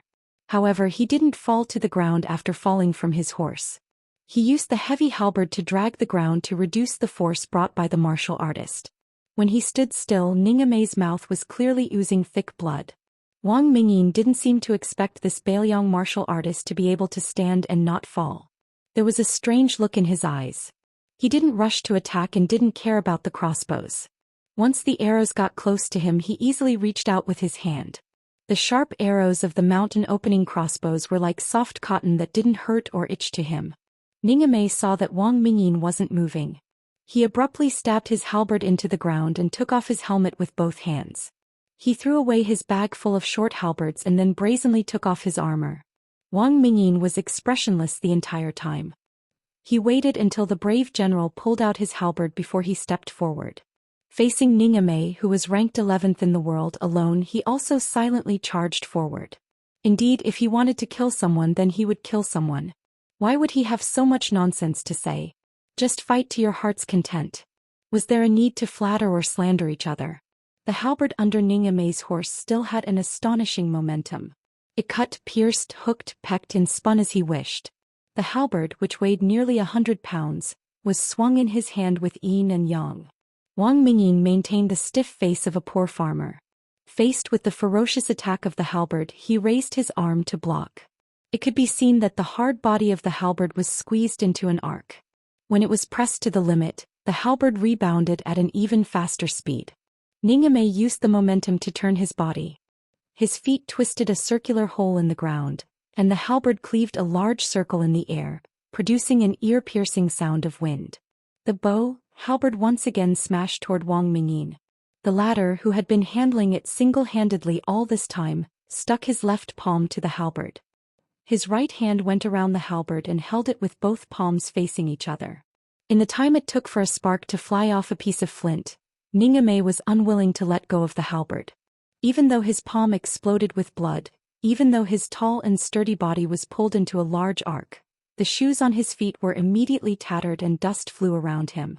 Wang Mingyin, who had previously said that he wanted to borrow the heir's head, finally spoke a second time. "Let me borrow your halberd." Ningame's halberd immediately left his hand. The thick arm holding the halberd drooped down powerlessly, fresh blood dripping down. Wang Mingyin had obtained the halberd, but he didn't use it. He tossed it out and nailed a crossbow-wielding Bailiang cavalryman to the ground. The halberd's tip was pointed up and the corpse was on the ground. The halberd's body trembled slightly. Ningame didn't even look at the predictably tragic situation. He drew his Bailiang blade with his left hand. Wang Mingyin asked, "You're not retreating?" Ningame's lips moved slightly, but no sound could be heard. The cold, shiny blade in his hand showed no signs of returning to its sheath. Wang Mingyin sighed softly. He walked toward this Bailiang cavalry general, fully deserving of his reputation. He was determined to kill him. Although this would delay him from taking the Bailiang heir's head, these Bailiang soldiers made it clear that they wouldn't rest until one of them was dead. In front of the carriage, Pei Nanwei was shocked beyond words by the scene in front of her eyes. First, there was an unknown assassin trying to burrow out of the ground to assassinate Su Fengnian. Then there was this saber adorned His Royal Highness stabbing down. No matter how ignorant Pei Nanwei was, she could still feel that this blade wasn't just for show. If it was just this, Pei Nanwei would have been more willing to turn her head to watch the confrontation between the two swordsmen at the end of the official road, or to see how the farmer cut through the Bailiang cavalry's formation like a hot knife through butter. However, the assassin underground seemed to be proficient in divination. He didn't always hide underground but could move about underground.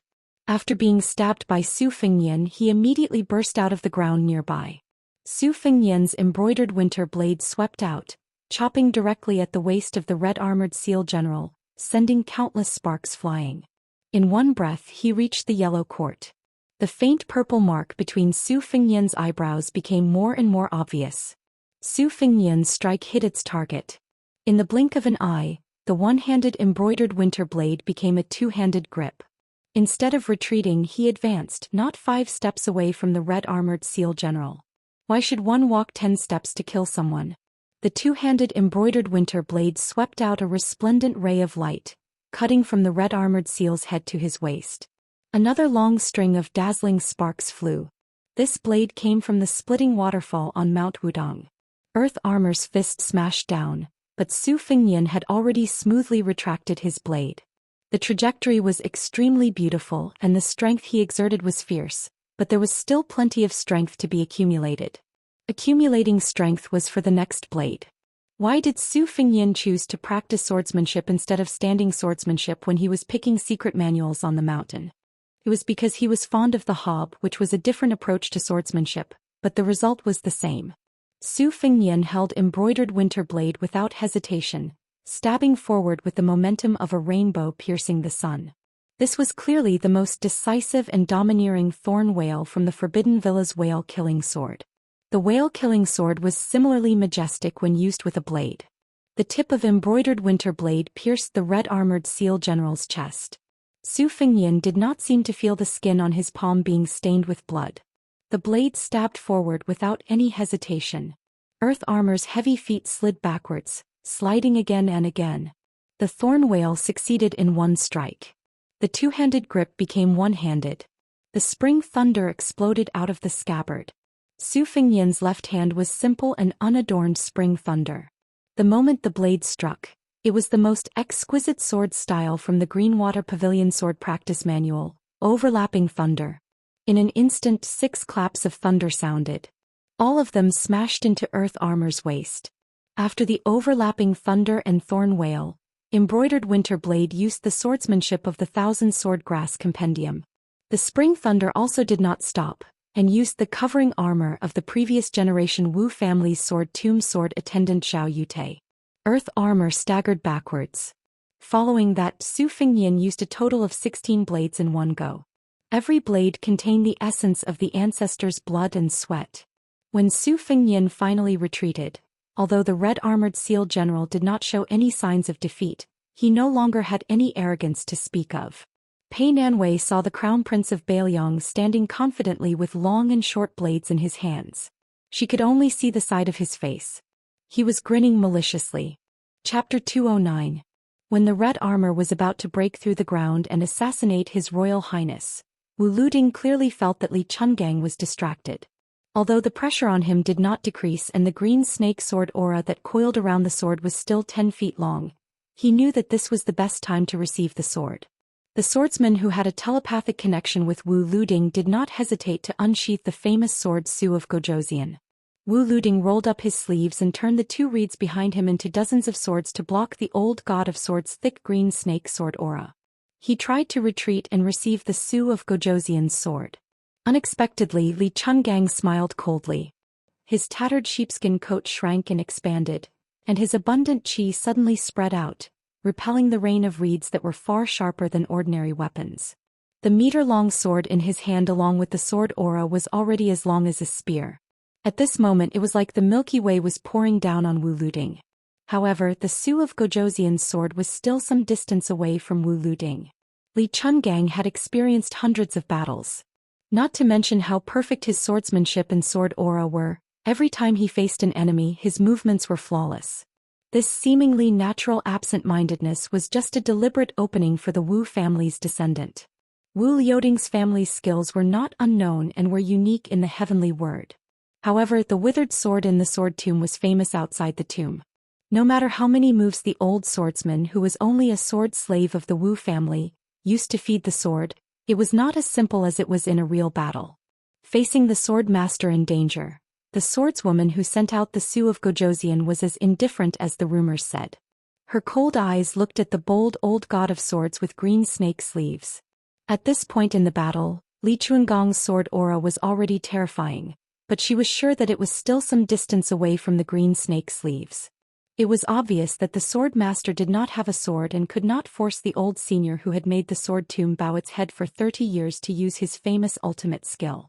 The sword crown of this generation had just appeared in Jianghu and was already withering Wu Liuding's sleeves. It was unknown whether it was due to the circulation of qi in his body or the suppression of the bone-chilling sword aura. His expression was calm as he pinned his fingers and said softly, "Open. I ride the sword to Kunlun." The Su of Gojoseon's sword formation set by the sorcerer Wei Shuyang's. This was the celestial flying 2. This was S head 2. The 2.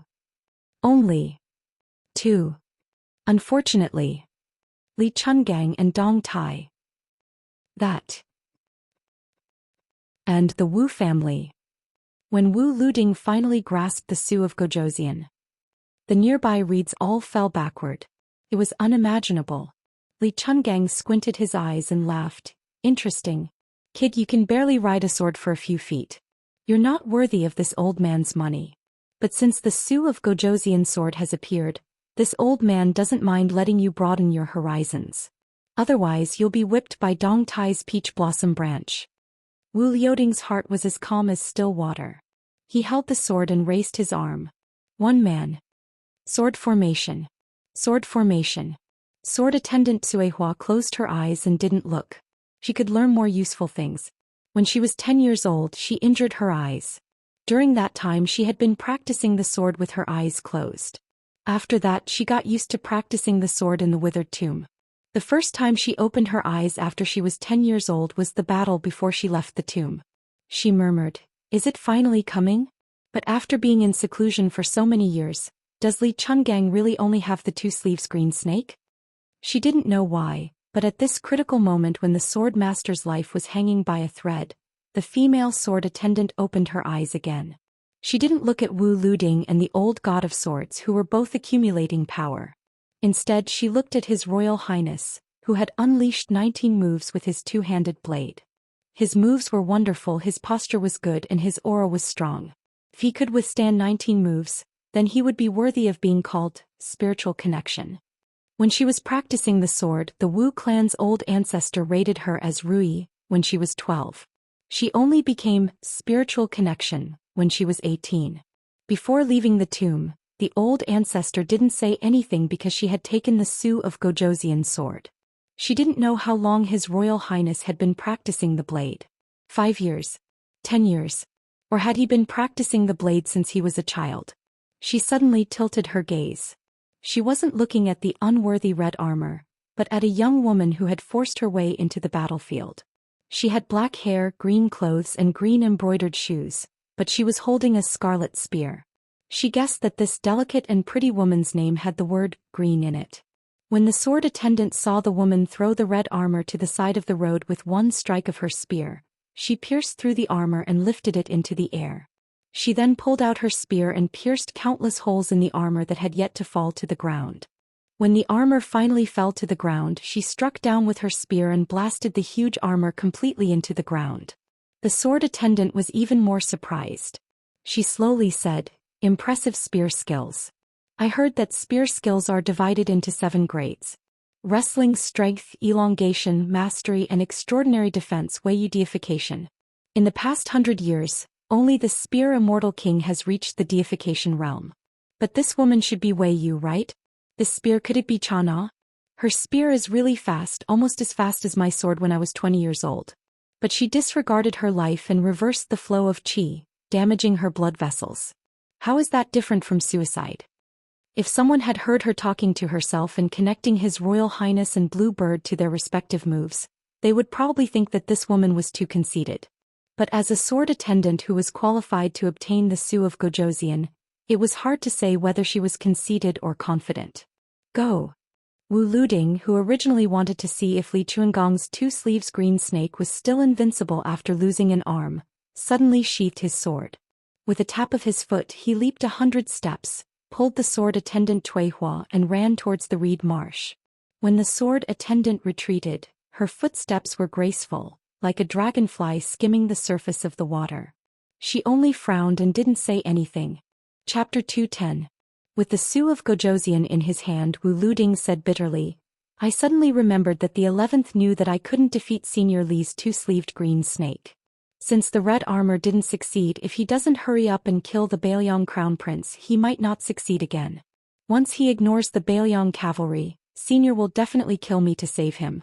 At that time there might be more than just the two-sleeved green snake. This sword can't be compared. I have to go back and practice with you. We won't be at a disadvantage in today's battle. The swordsman Zhou Hua didn't seem to be disgusted by this sword crown prince's cowardly behavior.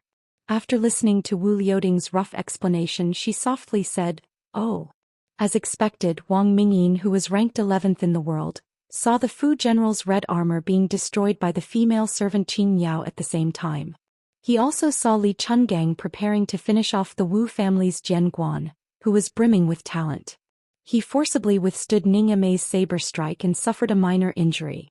Then he rushed toward His Highness the heir apparent. Looking at his posture, he was determined to kill Su Fengyan even if he had to endure the instant spear. Li Chungang turned around and ignored Wu Luding. The sword force in his hand was like a green snake that was hundreds of feet long. He shot through the air. The world was overshadowed. As the green snake rolled and pounced towards Wang Mingyin, a huge crack appeared on the wide official road. Wu Luding chuckled and said, Did you see that? That sword strike is really scary. If Wang Mingyin isn't in a hurry to kill the Bailiang Crown Prince, then it's fine. It won't be difficult to block this green snake. If he doesn't care about the consequences, then it's hard to say. The swordsman grunted in agreement. Right, Zhou Hua, have you learned Senior's sword force? Yes. Sigh, what a pity today. It's fine. Next time we fight, you can secretly learn the two-sleeved green snake. When she spoke to Sword Crown Prince Wu Luding, her tone was roughly like this. Zhou Hua, what are you thinking about? You don't seem to be paying attention. I'm thinking if that person likes to eat pickled cabbage. Wu Luding asked in puzzlement. Who? Senior Li Chungang? The sword attendant didn't say anything. Mother ***, could it be His Royal Highness? She remained silent. Wu Luding said earnestly, Cui Hua, he's His Royal Highness. How could he eat your pickled vegetables? Don't think about it, I'll eat it. Cui Hua, who had put the Su of Gozhouzian sword on her back again, said calmly, But every time you finish eating, you say it's so sour that your teeth are about to fall off. Wu Luding was stunned for a moment before he sighed and said honestly, It's really sour. She asked softly, What does my ability to make sauerkraut have to do with his ability to eat sauerkraut? Wu Luding asked in surprise, You're not going to make pickled cabbage for him? She shook her head. Wu Luding stopped in his tracks. First he held his belly and laughed out loud. Then he looked up to the sky and laughed. This pair of sword crown and sword attendant, who had been praised by the sword catacomb as the most talented in the past 300 years, why did they always talk about topics that had nothing to do with the demeanor of experts? Wang Mingyin had indeed taken a hit from the rolling green snake. He had already taken out the golden soft sword at his waist and infused it with Xianxia, cutting off more than half of the green snake's sword energy. His body swayed and he was struck in the chest by the scarlet spear of Xianxia. No matter how invincible Wang Mingyin's body was, he couldn't come out unscathed. He didn't look at the face of the owner of the spear of Xianxia, whose 7 orifices were oozing blood. Wang Mingyin, who had been pushed back a dozen steps by the spear, roared angrily. The soft sword shot out like an arrow, piercing towards His Royal Highness. At the same time, his body flashed in front of the obstructing woman holding the spear of Xianxia.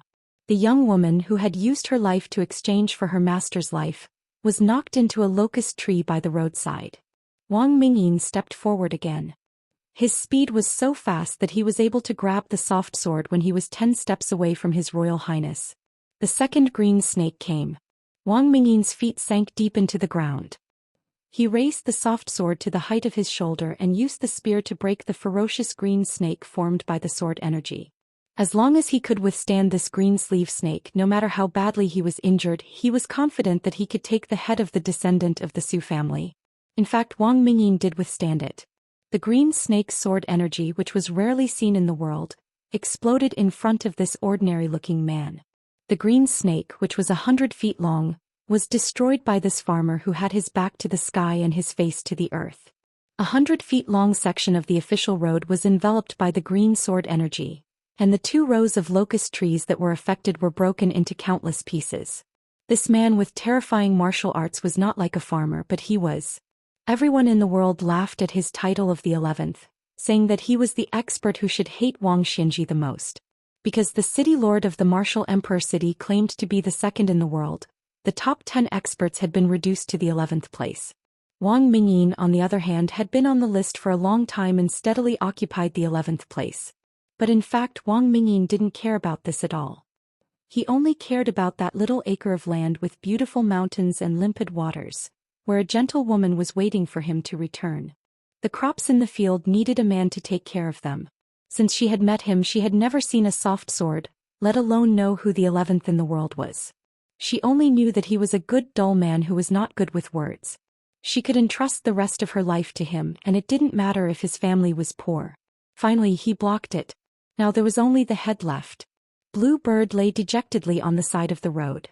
She struggled to get up to pick up the instant spear in the distance, but she still couldn't stand up after spitting out a mouthful of black blood. She hated her father who had killed her mother, so she hated this famous spear that had always been stored in the tide-listening pavilion. Originally, this instant spear was only meant to be used to kill the man who was number 1 in spear arts but no longer used a spear. But before leaving Bailiang, de Zhugua had said that it might be useful and sent the instant spear to her. She had accepted it without hesitation. Today she had taken it out without hesitation. She was proficient in assassination, so facing the enemy head-on had never been her strong suit.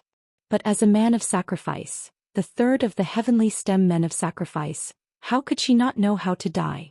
She met her death without hesitation. Just like Blue Bird, everyone on the road was too late to save His Royal Highness.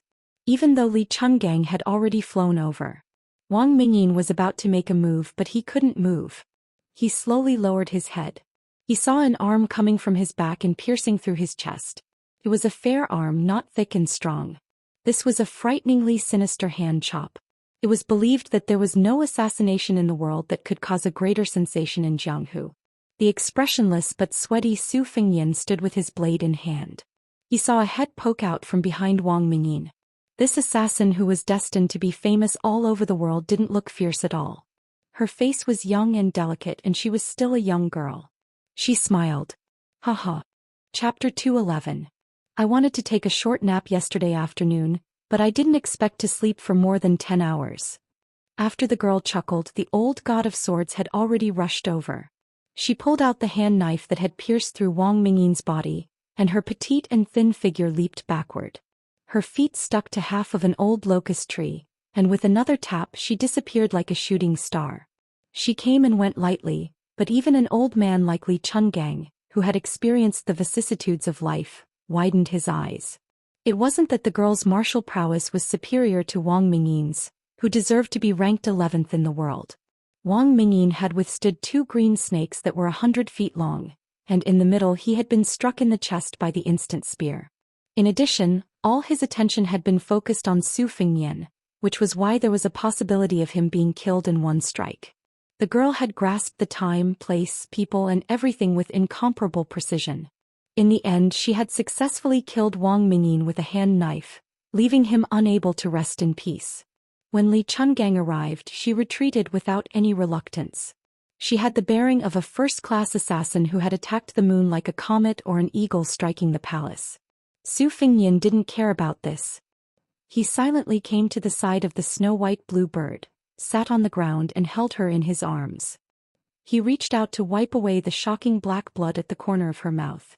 Li Chungang threw away the sword in his hand, and after drawing a beautiful semicircle in the air, he coincidentally inserted it into the scabbard that was inserted into the ground in front of the carriage.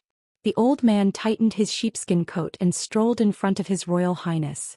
This eldest son of Bailiang was able to remain calm in the face of danger when faced with the red armor talisman general who had broken out of the ground. Later on he had to face Wang Mingyin who was aiming for his head, and he still hadn't flinched half a step. But now he was at a loss. He could only stare blankly at the maidservant in his arms, whose breathing was as thin as paper. The old god of swords sighed quietly, squatted down, and pinched the arm of the green-clothed maidservant with 2 fingers. He frowned and asked, "The girl who killed Wang Mingyin, is she your family's kamikaze?" Su Fengnian's answer, "Can she be saved?" Li Chuangong's expression was solemn as he tapped Blue Bird's forehead with his finger, causing her to fall asleep. The old god of swords said slowly, "That depends on fate." This old man first sealed off her reverse flow of qi and blood. He only stopped her on the road to the Yellow Springs. As for whether she would be able to walk back to the world of the living, only heaven knows. Even the spear immortal Wang Xiu, who was at the peak of his qi and blood at the age of 40, did not dare to use the instant spear's overlord armor removal. "This little girl is really willing to sacrifice her life for you. Carry her back to the carriage first.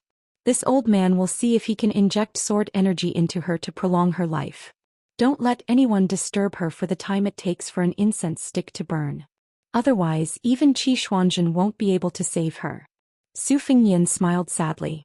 Xu Xiu, whose clothes were tattered and could barely cover her body, arrived in a panic. She seemed to have killed in the reed marsh until her eyes turned red. She knelt on the ground and said with a trembling voice, "Your Highness, Jinren Wei's sword formation broke the wooden armor, but Lu Qiantong's internal organs were shattered by the explosion of the corpse in the fire armor. He's about to die." Su Fengnian only uttered a faint, "Oh." Then he carried Bluebird and walked towards the carriage.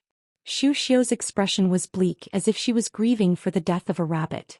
Among the 3 retainers who were personally appointed by the Great Pillar State to protect the emperor, Lu Qiantang was undoubtedly the most valued by His Royal Highness. At this moment, his death was like an extinguished lamp without any words of consolation. Xu Xiu admitted that she was already quite harsh. Compared to this young man who was expected to succeed the throne as the new king of Bailiang in the future, she was just like the saying of a small sorcerer in the presence of a great one in the southern border. For a moment she almost wanted to take the opportunity to escape. However, when she thought of the Great Pillar State's iron fist, Xu Xiu smiled sadly. Escape? The world was vast. How could she escape from the 5-finger mountain of a butcher? What was so unfortunate about being born into a royal family? It was pitiful to be a servant of a noble family whose life was lower than a dog's. When Lu Qiantang was alive, Xu Xiu had always competed with this Dongyue swordsman for fame and status. She hoped to stand out among the 3 of them and was only favored by His Royal Highness. At this moment her heart was like dead ashes. She silently returned to the reed marsh to take one last look at Lu Qiantang. Jiang Enai and Yu Yue left the carriage. The old god of swords went up with his sword and used his sword aura to save people.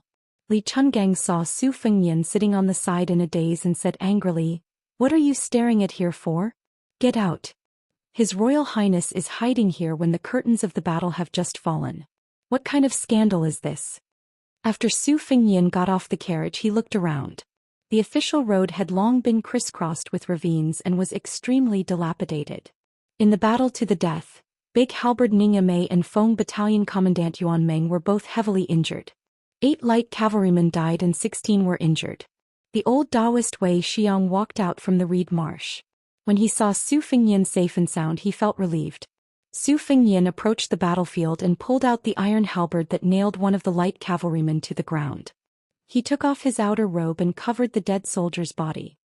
He returned the halberd to Ningya Mei and said softly, "General Ning, you and Commandant Yuan are in charge of cleaning up the battlefield.